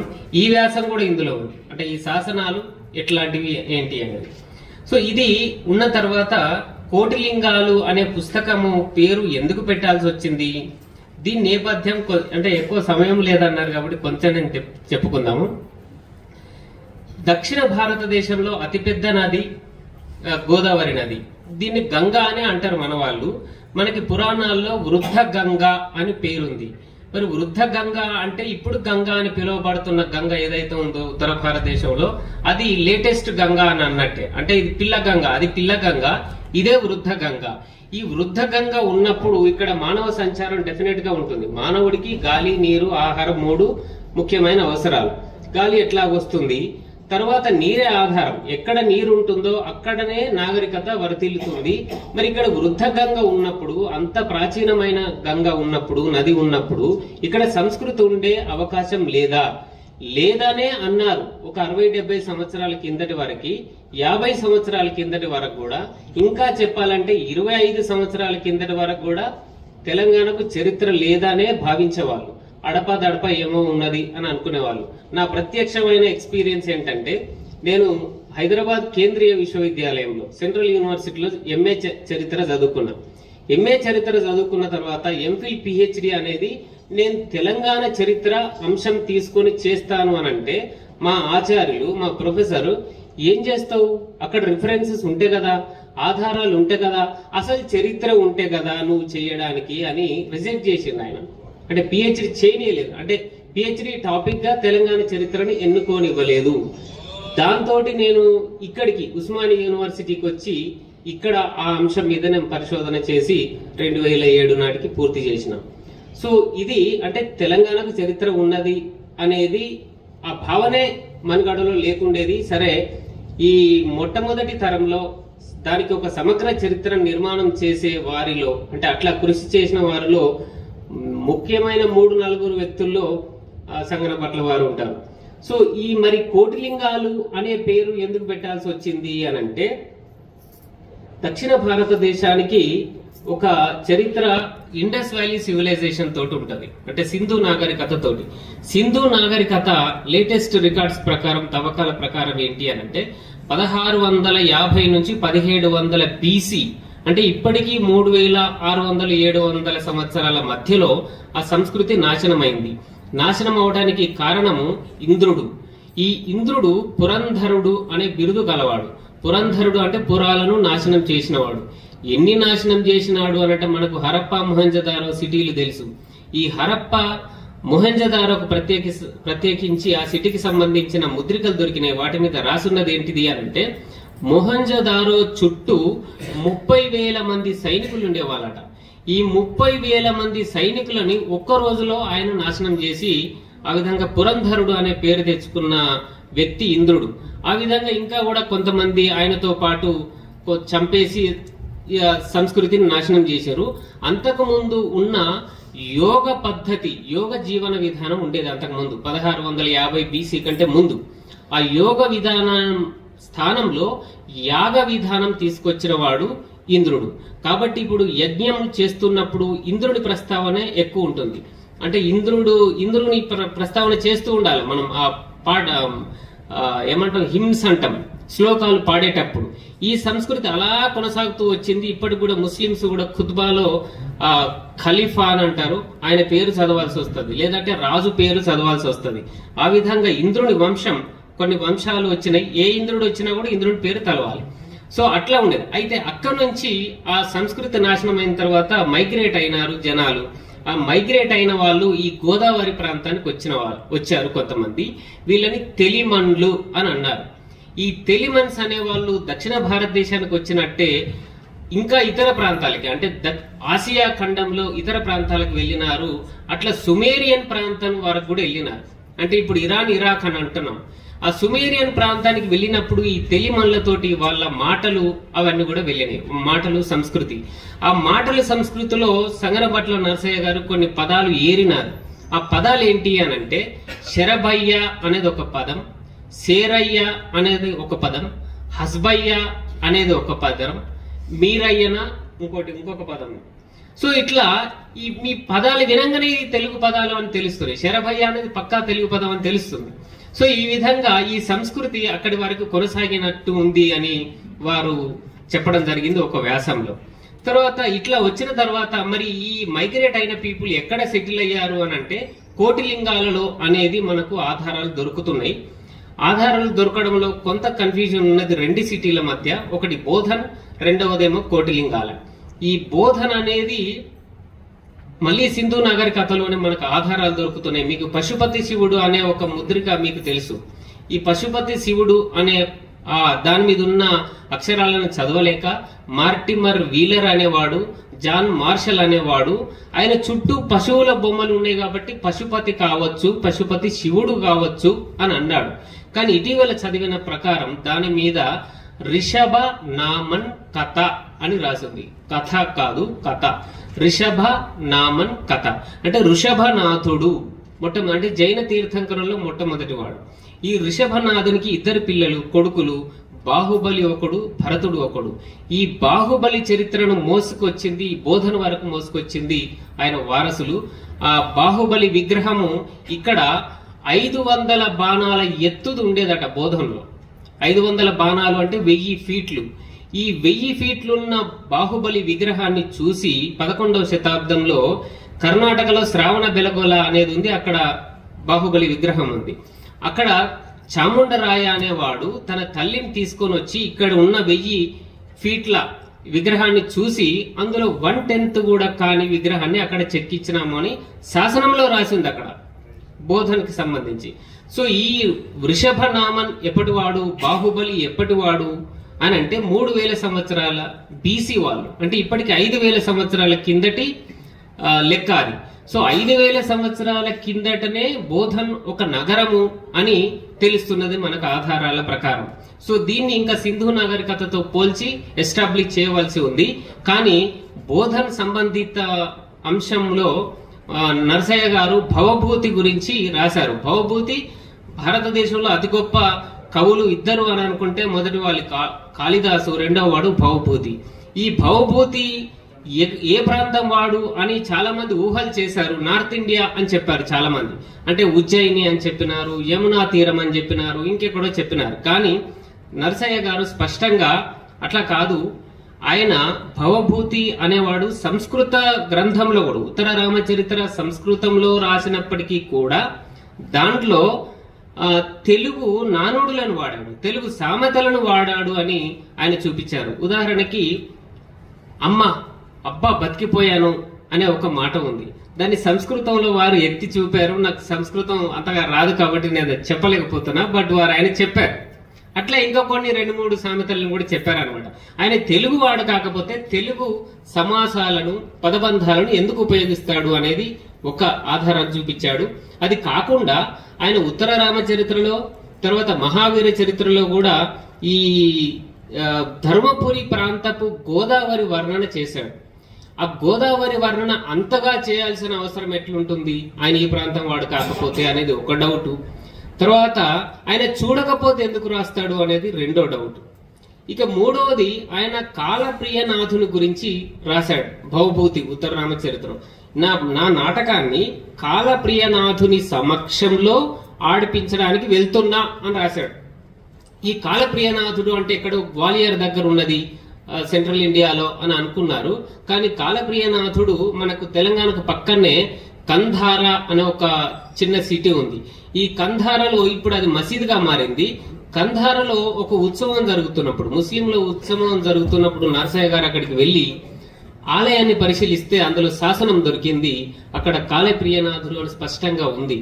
సో ఆయన దాన్ని చూసి ఇక్కడి వాడే అని చెప్పడం జరిగింది. సో ఈ విధంగా అంటే అనేక అంశాలను నేను చెప్పొచ్చు. సప్త గోదావరి అంటే ఏంటిది, భీమేశ్వరం అంటే ఏంటిది, అవి దాక్షారామం అని అనుకున్నారు, కాదు ఇక్కడిదే భీమేశ్వరం అని. ఆయన ఈ గోదావరి ప్రాంతంలో నడిచి, ఇప్పుడు వాల్గొండ అని ఒకటి ఉంది ఖానాపూర్ కాన్స్టిట్యుయెన్సీ, ఆ కాన్స్టిట్యుయెన్సీలో 7 పాయలుగా చీల్తుంది అది గోదావరి. అక్కడికి వెళ్లి అక్కడ ఉన్న శిథిల ఆలయాలు ఇప్పటికి కూడా ఉన్నాయి. ఒక శిథిల ఆలయాన్ని ఆయన పోల్చి చూసుకున్నారు సంగనపట్ల వారు. ఎట్లా ఇటుకల సైజు శాతవాహనుల కాలంలో అంటే 2000 సంవత్సరాల కిందట ఇటుక సైజు 21 అంగుళాలు ఉంటుంది. 21 అంగుళాలు ఉంటే గుడ్డిగా అది శాతవాహనుల కాలపుది అని అనుకోవచ్చు. సో అది 21 అంగుళాల ఇటుకలతో ఉన్న గుడి శిథిలాలు ఇప్పటికీ ఉన్నాయి కాబట్టి భీమేశ్వరుడు ఇక్కడి వాడే. తర్వాత హాలునికి అక్కడ పెళ్లి అయింది అని లీలావతి అనే కావ్యంలో ఉంది. కుతూహలుడు రాసిన లీలావతి కావ్యంలో హాలుడు లీలావతి అనే ఆవిడని అక్కడ ఆ ప్రాంగణంలో, ఆ గుడి ప్రాంగణంలో పెళ్లి చేసుకున్నాడు అని ఉంది. కాబట్టి ఈ హాలుడు మన తెలంగాణకి అల్లుడు అని కూడా నరసయ్య గారు ఒక వ్యాసంలో రాశాడు. సో ఈ విధంగా చాలా ఆధారాలు ఈ పుస్తకంలో ఉన్నాయి. అయితే ఇవన్నీ కూడా మొట్టమొదటిసారిగా, అంటే వారు నొచ్చుకుంటే క్షమించాలి, మొట్టమొదటిసారిగా వీరే చెప్పలేదు, ఇతరత్ర వ్యక్తులు కూడా చెప్పారు. అంటే ఇప్పుడు ఉదాహరణకి కందకుర్తిలో ఒక పెద్ద మనిషి ఉన్నాడు, ఒక టీచర్, కందకుర్తి యాదవరావు గారని. ఆయన భవభూతి గురించి మాట్లాడినాడు. తర్వాత ఠాకూర్ రాజారాం సింగ్ గారు కూడా మాట్లాడినారు. కోటిలింగాల శాసనాల గురించి నారాయణ శర్మ మాట్లాడినారు. ఇట్లా కొంతమంది చేశారు. కానీ అది దారి చూపినట్టు అయింది, దారి వేసినట్టు కాలే. దారి చూపడం కంటే దారి వేయడం గొప్ప అని మనకు సింహాసన ద్వాత్రింశికలో కొరవి గోపరాజు చెప్పాడు. దారి ఎవరైనా చూపొచ్చు, అడ్డదిడ్డంగా కూడా చూపొచ్చు, కానీ దారిని స్థిరీకరించిన వాడే గొప్పవాడు అని సింహాసన ద్వాత్రింశికలో చెప్పినట్టు వారు చేశారు అని, ఇది అభినందనీయం అని తెలియజేస్తూ అవకాశం ఇచ్చిన పెద్దలందరికీ కృతజ్ఞతలు చెప్తూ సెలవు. మాట ఈయన తెలంగాణ వాడు, బోధనవాడని చెప్పడమే కాకుండా ఇంతకుముందు కందకుర్తి యాదవరావు గారి పేరు ప్రస్తావన కూడా తీసుకురావడం జరిగింది. అయితే ఇక్కడ ఏం జరిగింది అంటే, కాళప్రియనాథుడు అనే దేవుడి కోవెలలో జాతరా సమయంలో నా నాటకాలు ఆడించారని సంస్కృతంలో ఆయన రాసిన సంగతి గమనించిన మేము ఆలయాల కోసం చాలా వెతికాం, యాదవరావు గారితో సైతంగా. కానీ అందరికీ దొరకకపోవడానికి కారణం ఏంటంటే అది మసీదు అయిపోయింది. నేను యాదవరావు గారితో కలిసి వెళ్ళి ముస్లిం వేషం వేసుకొని లోపలికి వెళ్ళాను. మేము చిల్లుల టోపీలు పెట్టుకొని చీపుర్లతో, నెమిలికల చీపుర్లతో కూడా మా నెత్తి నుంచి వేశారు, దెబ్బలు కూడా పడ్డాం. కానీ శాసనం పట్టుకొచ్చాను. కాళప్రియనాథుడే ఆ మసీదులో ఉన్న దేవుడని నిరూపించిన మొదటి వ్యక్తిని నేను. శాసన పాఠం కూడా తీసుకొచ్చి సంస్కృతంలో ఉన్నది ఆ శాసనం, దాన్ని కూడాను ముద్రించడం జరిగింది. ఎప్పుడైనా నేను తర్వాత గ్రంథ రచయితగా మాట్లాడడానికి నాకు అవకాశం పెద్దలంతా ఇస్తారో తెలియదు, ఇవ్వకున్నా మంచిదే, వాళ్ళు ఎక్కువ మాట్లాడే నాకు అవసరం. కానీ అవకాశం రాదన్న ఉద్దేశం కొద్దీ నేను ఈ ప్రస్తావన ఒకటి మీ ముందు చెయ్యాలి అని అనుకున్నాను. తెలంగాణ చరిత్ర నిర్మాణంలో ముస్లిం వేషం కూడా వేసుకున్నటువంటి నటుడిని అనండి, బాగానే ఉంటుంది. నేను ఎప్పుడు నిజ జీవితంలో నటించలేదు, వేదిక మీద నటించాను, కానీ చరిత్ర శోధనలో కూడా నటించానని చెప్తున్నాను. ధన్యవాదాలు. నమస్కారం. క్షమించాలి, కొంచెం గొంతు బాగోలేదన్నమాట.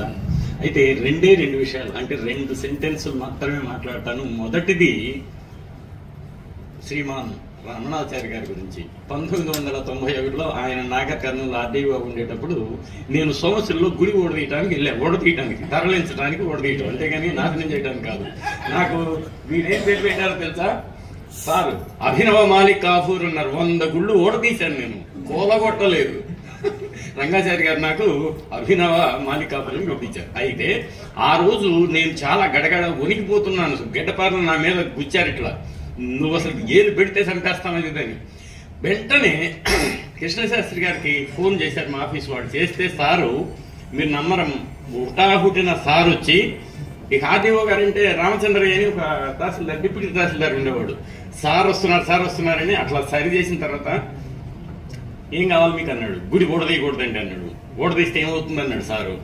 ఓడదీస్తే నాగిరెడ్డి గారిని పొడి చేస్తామన్నారు. నన్ను పొడవండి ముందు, మహనీయుడు, నన్ను పొడవండి ముందు అన్నారు. ఎవడు ముందుకు వస్తారో ఆయన మెజిస్ట్రేట్ కూడా. అలా మాకు మా పురావస్తు శాఖ ఆయన మామూలు సహకరించలేదు, మహనీయుడు. ఇంకా అనేక సందర్భాల్లో చాలా ఉన్నాయి. అయితే 2 సంగనబట్ల వారు. నేను ఎప్పుడు అంటాను, మీరు సంగనబట్ల కాదు సానబట్ల అని. మామూలు సానబడతాడండి ఆయన. అటు సాహిత్యం కావచ్చు, ఇటు చరిత్ర కావచ్చు, ఇటు ఛందస్సు కావచ్చు, చందో బందో వస్తుని విచ్ఛిన్నం చేయటం కూడా చేయగలుగుతాడు ఆయన. ఎందుకు విచ్ఛిన్నం అంటాడు? ఎవరన్నా తప్పు చెబితే దాన్ని విచ్ఛిన్నం చేస్తాడు, కానీ పద్ధతిని విచ్ఛిన్నం చేయడు. ఎంత కష్టపడి ఎన్ని చదివాడు అసలు. నాకు చంద్రికా పరిణయం మన సారు ఎవరు రంగాచారి సార్ రాశాడు. ఆ సాంతం చదివాను. మళ్ళీ అంత అనుభూతిని నేను గోనబుద్ధారెడ్డి గారి రంగనాథ రామాయణాన్ని వీరు పరిష్కరించినప్పుడు చదివాను. ఎన్నిసార్లు మాట్లాడుకుందామో తెలియదు. సరే, అది పక్కన పెడితే ఈ పుస్తకంలో కోట్లింగాల గురించి ఎన్నిసార్లు చర్చించుకున్నాం అడగండి. ఒక్కొక్కసారి నాగార్జునుడు ఇక్కడ వాడే అన్నప్పుడు మేమిద్దరం వాదించుకున్నాం. మేము మావాడని నేను అనలేదు, ఇక్కడ వాడే అని అన్నప్పుడు మీరు సరైన ఆధారాలు చూపించాలని నవ్వుకుంటూనే మళ్ళీ పాపం ఎంత సహృదయం అంటే చతురవశో భాషణుడు కదా ఆయన, వారు భూషణుడు పక్కముడు గారు. అలా మేము ఎన్నిసార్లు మాట్లాడుకున్నాము. ఏమైనా సరే నేను ఇచ్చిన ఆధారాలు ఉన్నాయి కదా, మీరు కాదని రాయండి సార్ అనేవాడు. కానీ మళ్ళీ విడిగా మాట్లాడటం కానీ అవమానం చేయటం కానీ ఏనాడు ఆయన చేయలేదు.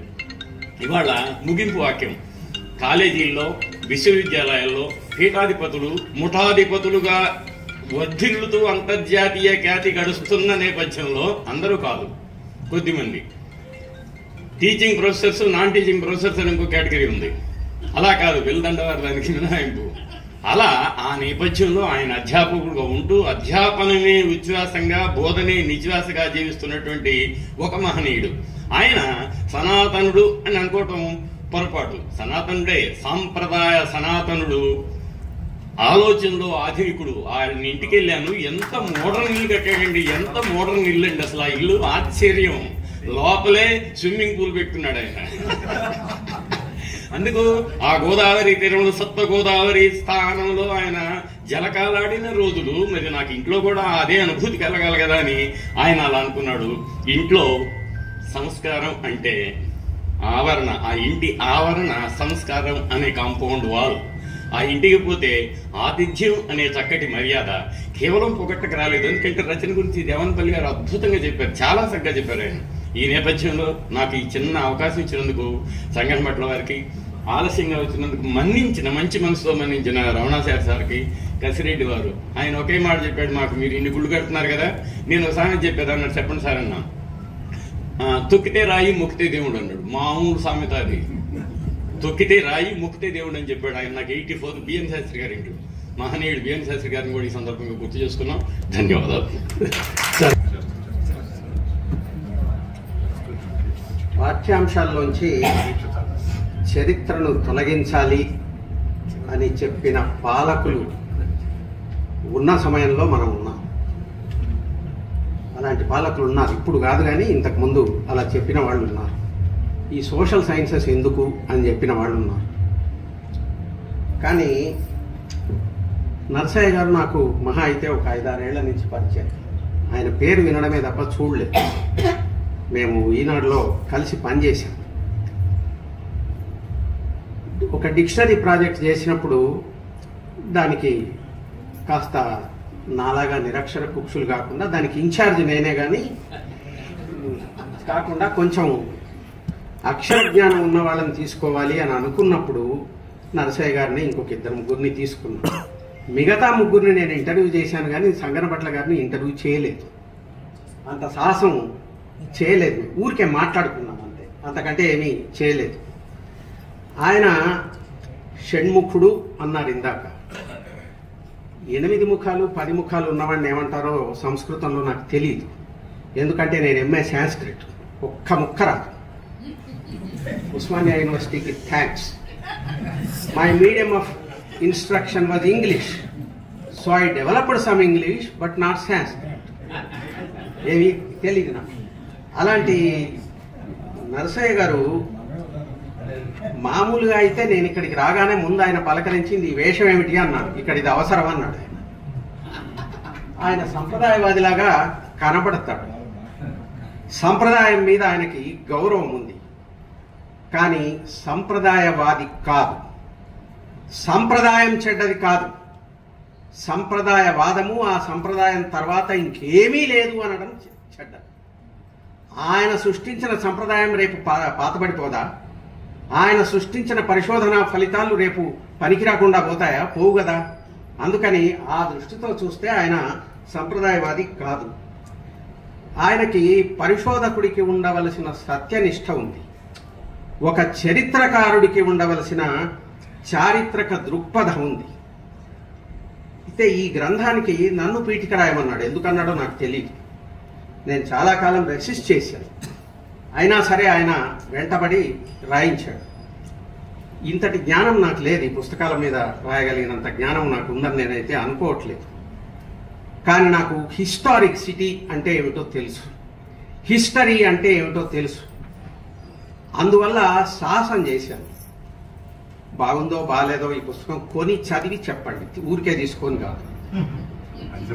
ఆయన సేల్స్ దెబ్బతీయడం నా ఉద్దేశం కాదు. మా సత్యనారాయణ కూడా ఆ పని చేయలేదు. మొత్తం పుస్తకంలో ఇది ఉంది అది ఉంది అని చెప్తే ఇంకోరు కొంటారు, ఇక్కడ ఎవరు మిగలరు. కాబట్టి అలాంటి పని ఆయన చేయలేదు. ఆయన మనకి చరిత్రని క్రోడీకరించాలి, పునర్నిర్మించాలి అని అంటే ఆయన సాహిత్యాన్ని ప్రధానంగా తీసుకున్నారు.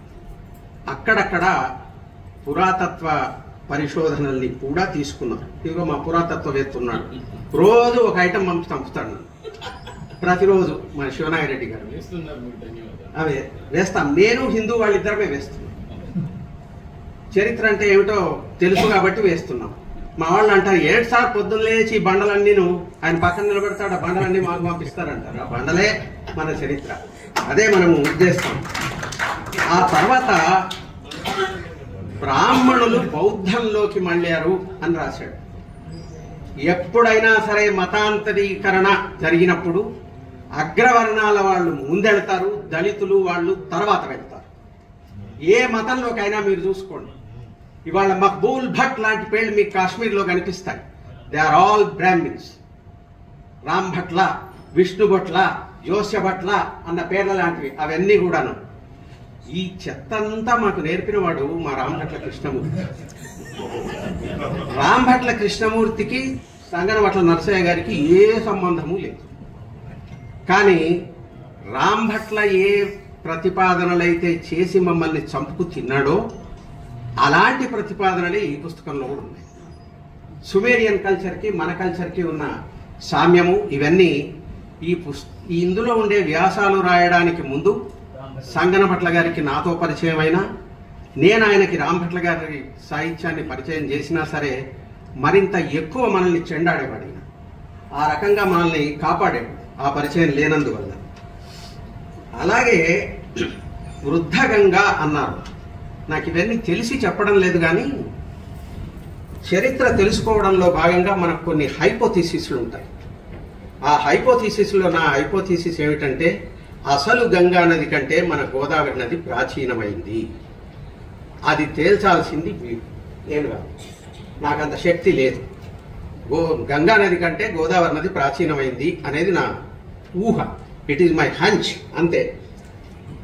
అలాగే ఆయన సంప్రదాయవాదిగా కనిపిస్తే నాకు ఏం అభ్యంతరం లేదు. కానీ ఆయన ఈ గ్రంథం అంతా నేను ఇది ముందు మాట రాయడానికి చదివినప్పుడు కొంత గ్రాంధికం, కొంత వ్యావహారికం ఉంది. నేను దీనికి ముందు మాట మాత్రమే రాయలేదు, ఆయన గ్రంథం మీద చేయి చేసుకున్నా. చాలా గ్రాంధిక పదాలని వ్యావహారికంలోకి మార్చా. Thank you. అందరికీ నమస్కారం. పుస్తకం గురించి చెప్పాల్సిన అందరూ చెప్పేశారు. పుస్తకంలో అంశాలు కూడా వివరించారు. పుస్తక ప్రాధాన్యం కూడా మనకు తెలియచెప్పారు. చివరగా అసలు ఈ పుస్తకము ఎందుకు చదవాలి, ఇది రాయాల్సిన అవసరం ఏముంది, ఇలాంటి పుస్తకాలు ఇంకా రాయాల్సిన అవసరం ఏముంది అనేది ఒక టూకీగా చెప్పేసి ముగిస్తాను. రష్యాలో ఒక సామెత ఉంది, గతాన్ని తవ్వకు, గతాన్ని తవ్వకు, గతాన్ని పట్టుకుని వేలాడితే ఒక కన్ను పోతుంది, అట్లాగనే గతాన్ని వదిలేస్తే రెండు కళ్ళు పోతాయి. సో ఇది రష్యన్ సామెత. సో గతం మనకి చాలా అత్యంత అవసరమైంది.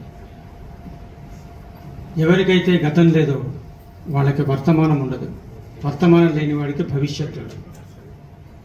సో ఒక వ్యక్తి యొక్క అస్తిత్వము, ఎగ్జిస్టెన్సు అతని గతం నుంచి వస్తుంది, అతని తల్లిదండ్రుల నుంచి వస్తుంది, అతని పూర్వీకుల నుంచి వస్తుంది. ఎవరైతే తన పూర్వీకుల్ని గౌరవించలేడో వాడు తన తల్లిదండ్రుల్ని గౌరవించలేడు. తల్లిదండ్రుల్ని గౌరవించలేని వాడు మనిషే కాదు, అటువంటి వాడికి చరిత్ర ఉండదు. ఇది భారతీయ ధర్మం చెప్పింది. సంగనభట్ల నరసయ్య గారు చేసిన రీసెర్చ్ సామాన్యమైంది కాదు. అనేక అంశాలు తీసుకున్నారు. సాధారణంగా చరిత్ర రచయితలు, చరిత్ర నిర్మాతలు అంటుంటా నేను అప్పుడప్పుడు, చరిత్ర నిర్మాతలు మన ప్రాచీన కావ్యాలని, ప్రాచీన గ్రంథాలని విస్మరిస్తారు. అలాగే అనేక విషయాలు మన ప్రాచీనులు పురాణాల్లోనూ ఇతర విషయాల్లోనూ పొందుపరిచారు, ఇతర గ్రంథాల్లోనూ, ఇతర రచనల్లో, కావ్యాల్లో. వాటిని కూడా విస్మరిస్తారు. కానీ మనకెలాగో మన వాళ్ళు చెప్తే నచ్చదు కాబట్టి ఒక విదేశీ బ్లాక్ రీసెర్చ్ స్కాలర్ ఉన్నాడు, ఛాన్సలర్ విలియమ్సన్. ఆయన ఏం చెప్పాడంటే, మనం చరిత్రని మనం రాసుకోవాలి, మన చరిత్రని మనం పరిశోధించుకోవాలి, మన చరిత్రని మనం విశ్లేషించుకోవాలి. అలా కాకపోతే తెల్లవాడు మన చరిత్ర గురించి మాట్లాడతాడు, వాడు చెప్పిన దాన్ని నోరు మూసుకుని ఎటువంటి ఫిర్యాదులు చేయకుండా ఒప్పుకోవాలి. మనం చేస్తున్నది అది.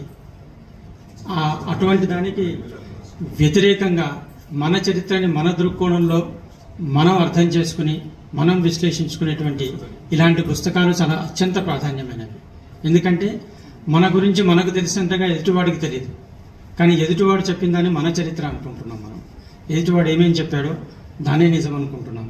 కాబట్టి ఇలాంటి పుస్తకాలు మన ప్రాచీన కావ్యాల్లోంచి, మన పురాణాల్లోంచి, మన దృక్కోణంలో మన చరిత్రని మనం రాసుకోవాల్సిన ఆవశ్యకత చాలా ఉంది.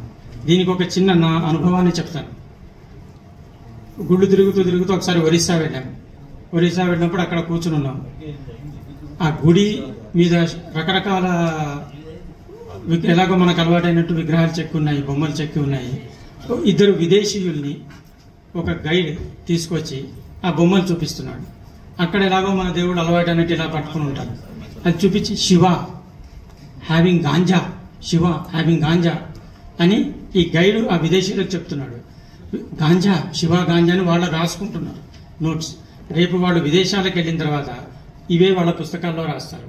అవి ప్రామాణికమయ్యి మనం కూడా శివుడు గాంజా తాగుతున్నాడని రాస్తాం.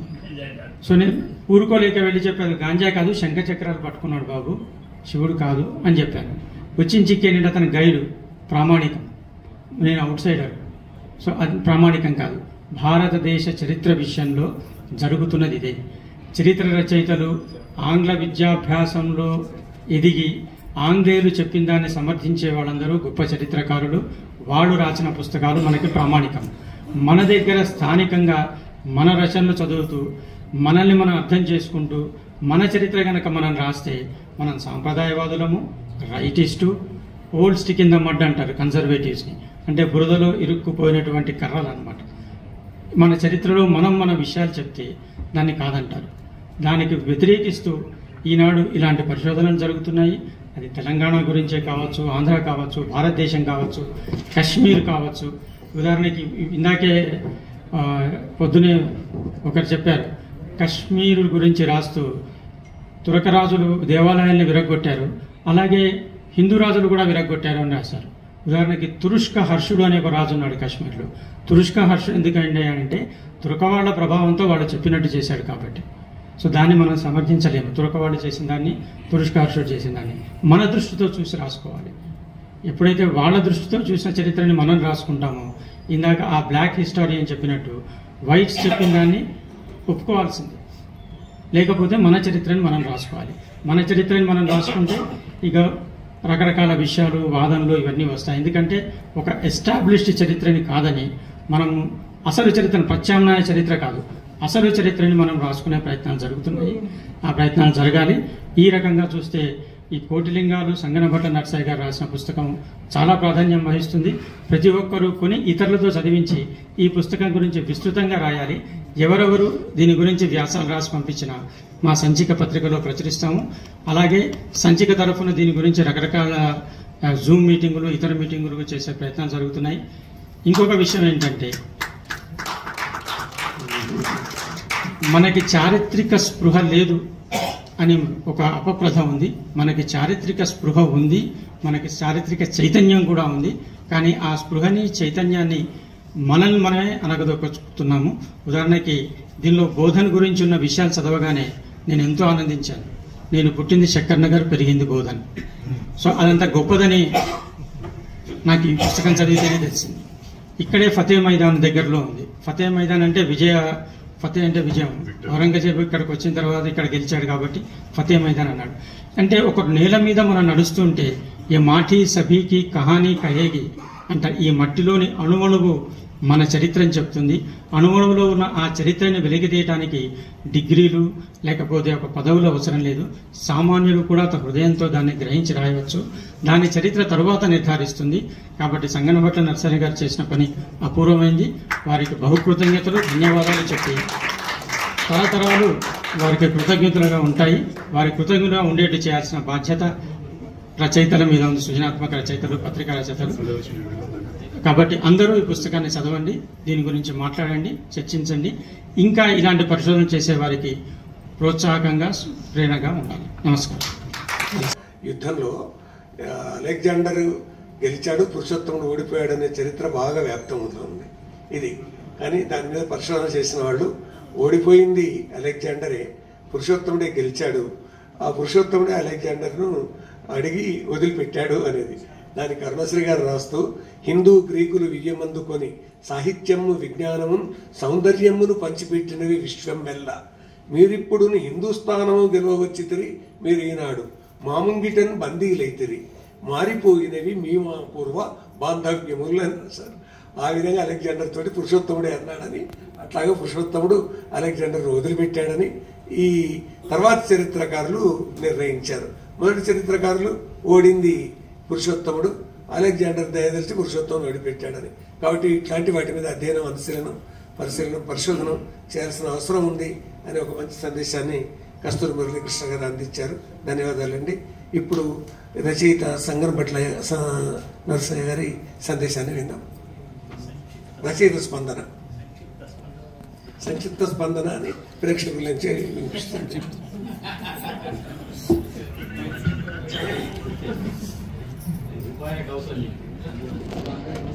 శ్రీ మనోహర సురార్చిత సింధు గంభీర భక్తవత్సల కోటి భాను తేజ కంజనేత్ర హిరణ్యకశిపునాశక శూర సాధురక్షక శంఖచక్రహస్త ప్రహ్లాద వరద పాపధ్వంస సర్వేశ క్షీరసాగరశాయి కృష్ణవర్ణ పక్షివాన నీలభ్రమర కుంతలజాల పల్లవారుణ పాదపద్మయుగళ చారు శ్రీచందనాగరు చర్చితాంగా చారు శ్రీచందనాగరు చర్చితాంగా కుంద కొట్మలదంత వైకుంఠధామ భూషణ వికాస శ్రీధర్మపుర నివాస దుష్ట సంహార నరసింహ దురిత దూర. అందరికీ నమస్కారాలు. వేదిక మీద ఉన్న పెద్దలందరికీ, కింద కూర్చున్నటువంటి అభిమానులందరికీ,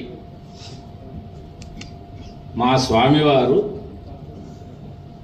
జన్మనిచ్చిన మా ధర్మపురిలో అక్కడే చదువుకోరా అని చెప్పి, అదే కాలేజీలో ఉద్యోగం చేయరా అని చెప్పి, ఇదే ఊర్లో 60 ఏళ్ళు ఉండరా అని చెప్పి,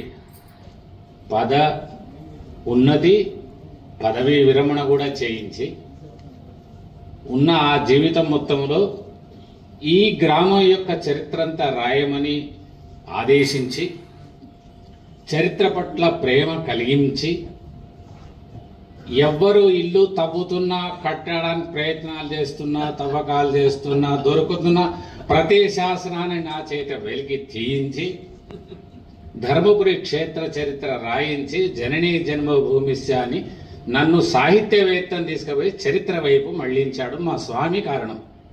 ఆయనను ముందే స్మరించుకున్నాను. ఆయన దయవల్లనే ఈరోజు 4 మాటలు ముచ్చట్లు చెప్పగలుగుతున్నా. షణ్ముఖుడు అన్నారు ఇంతకుముందు, ఎవరో తర్వాత అష్టముఖుడు అన్నారు, దశముఖుడు అని అనలేదు. కానీ ఒక్క విషయం మాత్రం వాస్తవం, చరిత్ర ఒక గుహ లాంటిది. గుహ ప్రారంభంలో వెలుతురు ఉంటుంది. లోపలికి వెళుతున్న కొద్దీ మెల్లగా చీకటి ప్రారంభం అవుతుంది.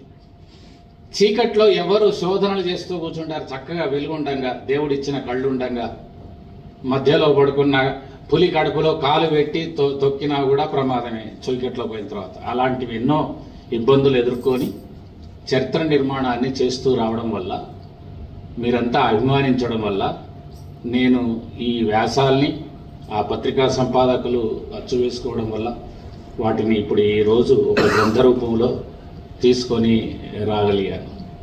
అయితే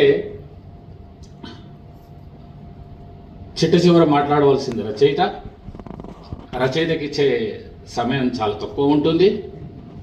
కానీ సుదీర్ఘోపన్యాసాలు ఇచ్చి గంటలు మాట్లాడే అలవాటు ఉన్న నా బోటి వాళ్ళు చరిత్ర విషయంగా ఇంకా విశేషించి ఈ చివరి క్షణాల్లో ఇలా ఇబ్బంది పెట్టడం అనేది, ఇతరులు ఇబ్బంది పెట్టినప్పుడు జ్ఞాపకం చేసి మరీ చెప్పేవాడిని. కానీ ఇవాళ నాకు నాదే సభ కనుక నేనే ఇబ్బంది పెట్టుకుంటున్నాను.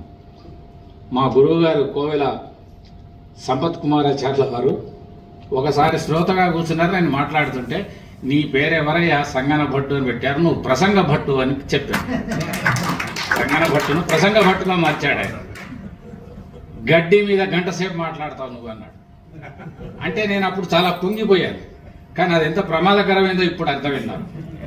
పుట్టివాడు వాలీబాల్ ఆడినట్టున్నది నా పరిస్థితి. అందువల్ల ఇక్కడ చాలా చెప్పవలసింది, చాలా విశేషాలు ఉంటాయి. మళ్ళీ మర్చిపోతానేమో, సమయం దొరకదేమో, పెద్దలంతా వెళ్ళిపోతారేమో అనే భయం చేత మధ్యలో దూర్యాను కూడా. మీకు తెలుసు, చరిత్ర పరిశోధన కోసం ముస్లిం వేషం వేశానని కూడా మధ్యలో ఒకసారి చెప్పాల్సి వచ్చింది. ఎందుకు అంటే అక్కడ శాసనం ఉన్నది కాబట్టి.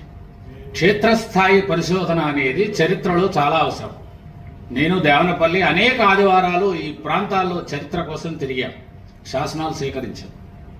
ఆ విధంగా క్షేత్రస్థాయి పరిశోధనలు, గ్రంథస్థాయి అనేకంగా గ్రంథాలు కూడా చూడాల్సిన అవసరం ఉంటుంది. ఇది సృజన కాదు. ఒక్కొక్కసారి ఒక వ్యాసం సంవత్సర పాటు ఎదురు చూడాల్సి వస్తుంది, అనేక గ్రంథాలు చూడాల్సి వస్తుంది. అనభ్యాసే విషం విద్య అని ప్రసిద్ధం లోకం. అంటే అది హితోపదేశంకి సంబంధించినది. దానికి నేను ఒక పేరడి రాశాను సంస్కృతంలో. అనధ్యేనే విషయం మిథ్య అన్నాను. చదువు లేకపోతే విషయం ఏముంటుంది? ఇక్కడ చరిత్ర నిర్మాణంలో మనం అనేక గ్రంథాలు చదివినా ఒకటి మనకు ఒక స్థిరాభిప్రాయం ఉండాలి, దానికి సరిపడే ఆధారాలు లభించాలి. లభించిన ఆధారాలని ఇతరులు తిరస్కరించలేని స్థితిలోకి రావాలి. అలాంటి కృషిలో భాగంగా నేను కొంత చరిత్రకు కొన్ని వ్యాసాల రూపంలో అందించాలని చెప్పి భావిస్తూ, కోటి లింగాలు అని పేరు పెట్టడంలో ఉద్దేశం ఏంటంటే, కోటి అంటే అనేకంగా, లింగాలు అంటే ప్రాచీన చారిత్రక వ్యాసాలని నా భావన. దాంట్లో తిరిగి మళ్ళీ మన తెలంగాణీల లేదా ఆంధ్రుల యొక్క అతి ప్రాచీనమైనటువంటి 2300 సంవత్సరాల కింద నుంచి రాజధాని నగరంగా వెలుగొందుతున్నటువంటి కోటి లింగాల, మా ఊరికి చాలా దగ్గరలో ఉండేది. తవ్వకాలు జరుగుతున్నప్పుడు నిత్యం వెళ్తూ చూస్తుండేవాళ్ళం. అలాంటి ఆ పేరు కూడా ఉండాలన్న ఉద్దేశం కొద్దీ ఈ గ్రంథానికి ఆ పేరు పెట్టడం జరిగింది. ఈ గ్రంథం మా చరిత్ర నిర్మాణంలో చాలా మంది సాహిత్యవేత్తలు నన్ను ఇంటర్వ్యూలు చేసినప్పుడు అడిగేవాళ్ళు అనమాట. నేను ఒక ప్రొఫెసర్గా కూడా సెలెక్ట్ అయ్యాను, కానీ మా నరసింహస్వామి వెళ్ళనివ్వలేదు. ఈ కారణం ఏదైనప్పటికీ, ఎందుకు నువ్వు చరిత్ర వైపు మళ్ళావంటే, ఒకటి ధర్మపురి, రెండవది తెలంగాణ, ఉత్తర తెలంగాణ. ఈ ప్రాంతం అంతా కూడాను చరిత్ర అనేది ఒక గనిలాగా ఉన్నటువంటి ప్రాంతం ఉత్తర తెలంగాణ. తూర్పు పశ్చిమ గోదావరి జిల్లాలను మీరు వింటారు కదా.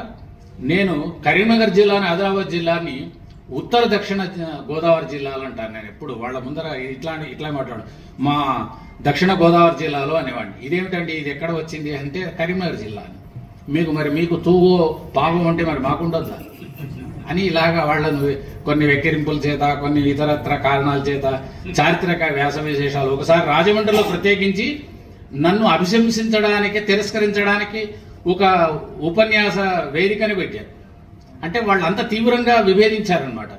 వాళ్ళకి అంత విభేదించేటువంటి ఒక ప్రేరణ శక్తి కూడా ఉంది. మన తెలంగాణీలకు మేము వ్యాసాలు రాస్తే కనీసం చదివే ఓపిక కూడా లేదు. నేను ఇన్ని పరిశోధనలు చేసి రాసిన ఈ వ్యాసాలు టెక్స్ట్ పుస్తకాలు, మన తెలంగాణ టెక్స్ట్ పుస్తకాలకు ఎక్కాలి కదా. ఇప్పటి వరకు టెక్స్ట్ పుస్తకాలు రాసిన వాళ్ళు ఎవరు తెలంగాణ చరిత్ర వీటికి సంబంధించింది ఎక్కడ కూడా టెక్స్ట్ పుస్తకాలు లేదు. మళ్ళా అదే పాతదే చెప్తారు. శేషప్ప ఇంటి పేరు కాకుత్సం కాదు, శేషప్ప వియ్యంకుడి పేరు కాకుత్సం. ఆయన మనుమడే దౌహిత్రుడే కాకుత్సం నరసింహదాసు రాసినటువంటి కృష్ణ శతకం. ఆ 4 శతకాలని శేషప్ప 3 శతకాలు రాశాడు. చతుశతి పేరుతో పుస్తకం రాశాడు. మళ్ళీ మన టెక్స్ట్ పుస్తకాలు కాకుత్సం శేషప్ప అని రాస్తారు. కాబట్టి ఇవన్నీ మనం అధ్యయనం చేయవలసినటువంటి విషయాలు.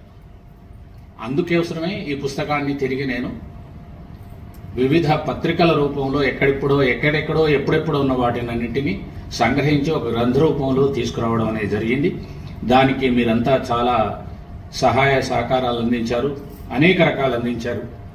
అన్నిటికంటే నాకు విశేషం ఏంటంటే ఈరోజు ఈ గ్రంథాన్ని అంకితం స్వీకరించినటువంటి మా రమణన్న గారు. నేను పుస్తకం రాయడం ఎంత విశేషమో అంతకంటే విశేషం వారు ఆ గ్రంథాన్ని స్వీకరించడం. కాబట్టి నేను రమణాచార్యుల వారికి విశేషమైనటువంటి కృతజ్ఞతలు చెప్తూ, మరి ఇంకా పెద్దలు వేదిక మీద చాలా మంది ఉన్నారు. వాళ్ళ గురించి ఒక్కొక్కరి గురించి నేను ఒక్కొక్క గంట సేపు చెప్పగలను. ఇంతకుముందు చెప్పాను, విషయం లేకుండా గంట సేపు చెప్పగలిగే సామర్థ్యం ఉన్నవాడిని నేను. అందువల్ల వాళ్ళందరి సంగతి ఎలా ఉన్నా అదిగో రామారావు గారు చెప్పారు, విశాలాంధ్ర ప్రధాన సంపాదకుడు ఆయన రావడమే గొప్ప నాకు. ఎందుకు అంటే కదిలిస్తే ఒక విజ్ఞాన సరస్వం. 2 సంవత్సరాల పాటు భోజనానంతరం కనీసం గంట సేపు మాట్లాడుకునేవాళ్ళం ఈనాడు ఆఫీసులో, ఈనాడు దగ్గర. ఇట్లాగా అనేకులు, మురళీకృష్ణ, మా శివనాగరెడ్డి గారైతే గోన బుద్ధారెడ్డి అని పిలవడం తక్కువ, అంతే. నన్ను మాటికి బుద్ధారెడ్డి పీఠిక ఏం రాసావయ్యా అని ఇట్లాగా మధ్య మధ్యలో అంటుంటాడు. అలా ప్రోత్సహించడం నాకు చాలా అవసరం. అంటే నన్ను ప్రశంసించడంలో పొంగిపోతానని ఏం కాదు, కొంత ప్రేరణ ఇస్తుంది. ప్రోత్సాహం ఎప్పుడు ప్రేరణ ఇస్తుంది. మా రమణాచార్యుల వారైతే ఏ అంశం చెప్పినా కానీ, నరసయ్య గారు మీ పనులు, మీ సేవ, మీ చేసినటువంటి విషయాలు సామాన్యమైనవి కావు అంటారు.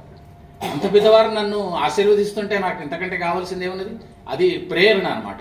ఇవన్నీ ప్రేరణలుగా తీసుకొని మా కసిరెడ్డి సారు, మేము సబ్రహ్మచారులు అని ఇంతకుముందు ఆయన చెప్పాడు. ఇవి వారే కాకుండా మిగతా వేదిక మీద కూర్చున్నటువంటి మా రంగాచార్యుల వారైతే, నేను గురుభ్యో నమః అంటే, నీకు నేనెక్కడ గురువునయా, నువ్వు నాకే గురువు అని అన్నది. బాగా అంటే ఆయన ఇట్లా చమత్కారాలన్నీ నన్ను అంటాడు కానీ ఆయన్నే ఎక్కువగా బడిత పట్టుకొని ఇప్పటికీ బాధుతుంటాడు. మేము బడితే బాధితులం. మేమందరం చాలా ప్రేమగా ఉంటారు. ఇలాంటి పెద్దలందరూ కూడా ఈరోజు నా పుస్తక ఆవిష్కరణ సభకి వచ్చి వేదిక పంచుకొని నన్ను ఆశీర్వదించారు. మీరంతా కూడా ఎంతో ప్రేమగా ఎంతో దూరం నుంచి వచ్చారు. సాహిత్య సభలకు ఇవాళ రేపు అంత సులభం కాదు రావడం, చాలా కష్టంగానే వస్తున్నారు. ఎందుకంటే మొత్తం నగరం యొక్క విస్తృతి చాలా పెద్దగా అయిపోయింది. మళ్ళీ తిరిగి వెళ్లాల్సిన అవసరం కూడా ఉంది. కాబట్టి అందరికీ మరీ పేరున చెప్పలేకున్నప్పటికీ ధన్యవాదాలు తెలియజేసుకుంటూ, నన్ను ఇదే విధంగా ఈ రచనల్లో తర్వాతి రచనలుగా ఇంతకుముందే చెప్పాను, తెలంగాణ మాండలిక భాషా వ్యాకరణం మళ్ళీ మనం ఒక పుస్తక రూపంలో దాన్ని ఆవిష్కరించుకుందాం. గ్రామర్ బుక్ రాస్తున్నాను నేను. ఇప్పటికీ వ్యాకరణ వ్యాఖ్యాతనే కానీ వ్యాకర్తను కాదు. కాబట్టి గ్రామర్ కూడా పుస్తకం రాశాను. దాన్ని కూడా మీ ముందు త్వరలో ఉంచుతా అని చెప్తూ, మీ అందరి ఆశీస్సులు ఇలాగే నాకు ఎప్పటికీ అందాలి, ప్రోత్సాహం ఇలాగే అందాలని చెప్పి కోరుకుంటూ ధన్యవాదాలతో అందరికీ మరొక మారు నమస్కారాలు తెలియజేస్తూ సెలవు తీసుకుంటాను. చాలా సంతోషం అండి. కవితా నికరములు శిలాక్షరముల నిలకడగాంచును, కుకవులు చెప్పిన కవితా నికరములు జలాక్షరముల నీచతనరు. సుకవి కవిత్వం శిలాక్షరం, కుకవి కవిత్వం జలాక్షరం. అది మంచి మాటలు మనసులో పెట్టుకుందాం, అవి ఆచరిద్దాం. ఇప్పుడు భాను తర్వాత కార్యక్రమం నిర్వహణ చూస్తాడు. ధన్యవాదాలు సార్. ఒక సాహిత్యం చరిత్ర 2 సమ్మిళితమైనటువంటి ఒక సెమినార్లో కూర్చున్నటువంటి అనుభూతి మాకందరికి కూడా కలిగింది అని తెలియజేస్తూ సన్మాన ఘట్టంలోకి వెళ్తాం. ఈనాటి కార్యక్రమానికి ముఖ్య అతిథిగా విచ్చేసినటువంటి వారు, అలాగే గ్రంథ స్వీకర్తగా ఉన్నటువంటి వారి చేతుల మీదుగా అతిథులందరికీ కూడా సత్కారం ఉంటుంది అని తెలియజేస్తూ, ముందుగా సభాధ్యక్షులు ఆచార్య కసిరెడ్డి వెంకటరెడ్డి గారిని రమణాచారి గారు సత్కరిస్తారు.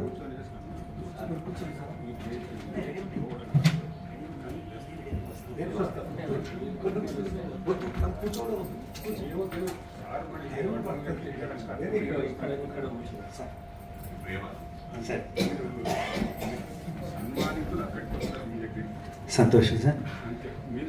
ఎందుకు ఈ సన్మానం, ఎవరికి ఈ సన్మానం, చెట్టంతా పేరొందిన చిగురుకు ఈ సన్మానం అని నారాయణ రెడ్డి గారు ఒకనొక సందర్భంలో చెప్పిన సందర్భాన్ని గుర్తు చేస్తూ అనేక మంది విద్యార్థి శిలలను శిల్పాలుగా మలిచినటువంటి జాతీయ భావాల ఖనికి జరుగుతున్నటువంటి సత్కారం అది. మనమందరం కరతాళ ధ్వనులతో అభినందిద్దాం.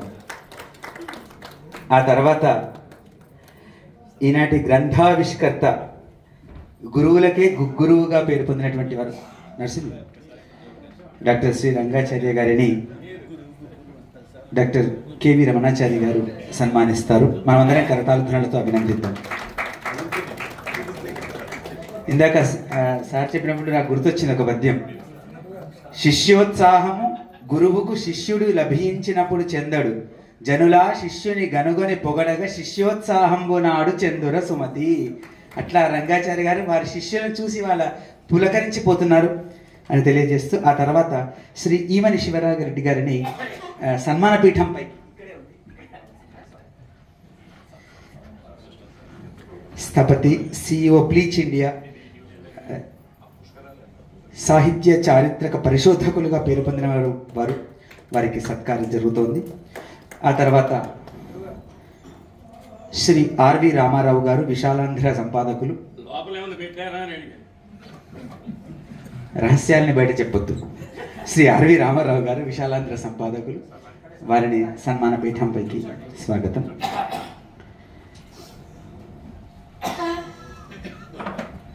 అలాగే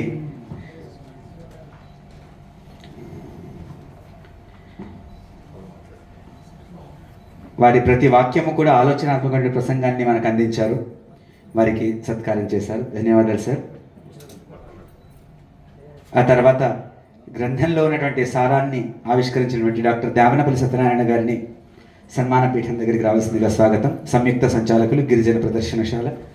ఇందాక వారే చెప్పారు, సంగనపట్ల సార్ మాట్లాడుతూ అన్నారు, నేను దేవనపల్లి అనేక చోట్ల తిరిగాం, చర్చించాం, మాట్లాడాము అని. సహ పరిశోధకులుగా ఉన్నటువంటి వారు.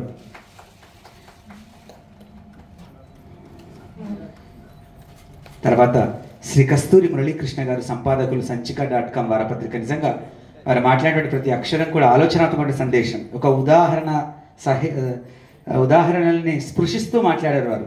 చరిత్రకారులు ఒకవేళ అధ్యయనాన్ని కనుక లోపిస్తే చరిత్ర ఎట్లా పక్కతో పడుతుంది, విని రాస్తే ఎలా ఉంటుంది, అధ్యయనం చేసి రాస్తే ఎట్లా ఉంటుందనే అంశాన్ని మన ముందు ఉటంకించారు. వారికి సన్మానం. ఇంతమందిని ఒక్కచోట కేంద్రీకరించిన వారు, సూత్రంలా శోభిల్లుతున్నటువంటి వారు, హారంలో ధారంలా ఉన్నటువంటి వారు. లేదు, అది కవికి జరిగే సత్కారం, మీలో దాగిన మీ కళానికి సత్కారం, మీ కళానికి, మీ గళానికి జరుగుతున్నటువంటి సత్కారం సార్ అది.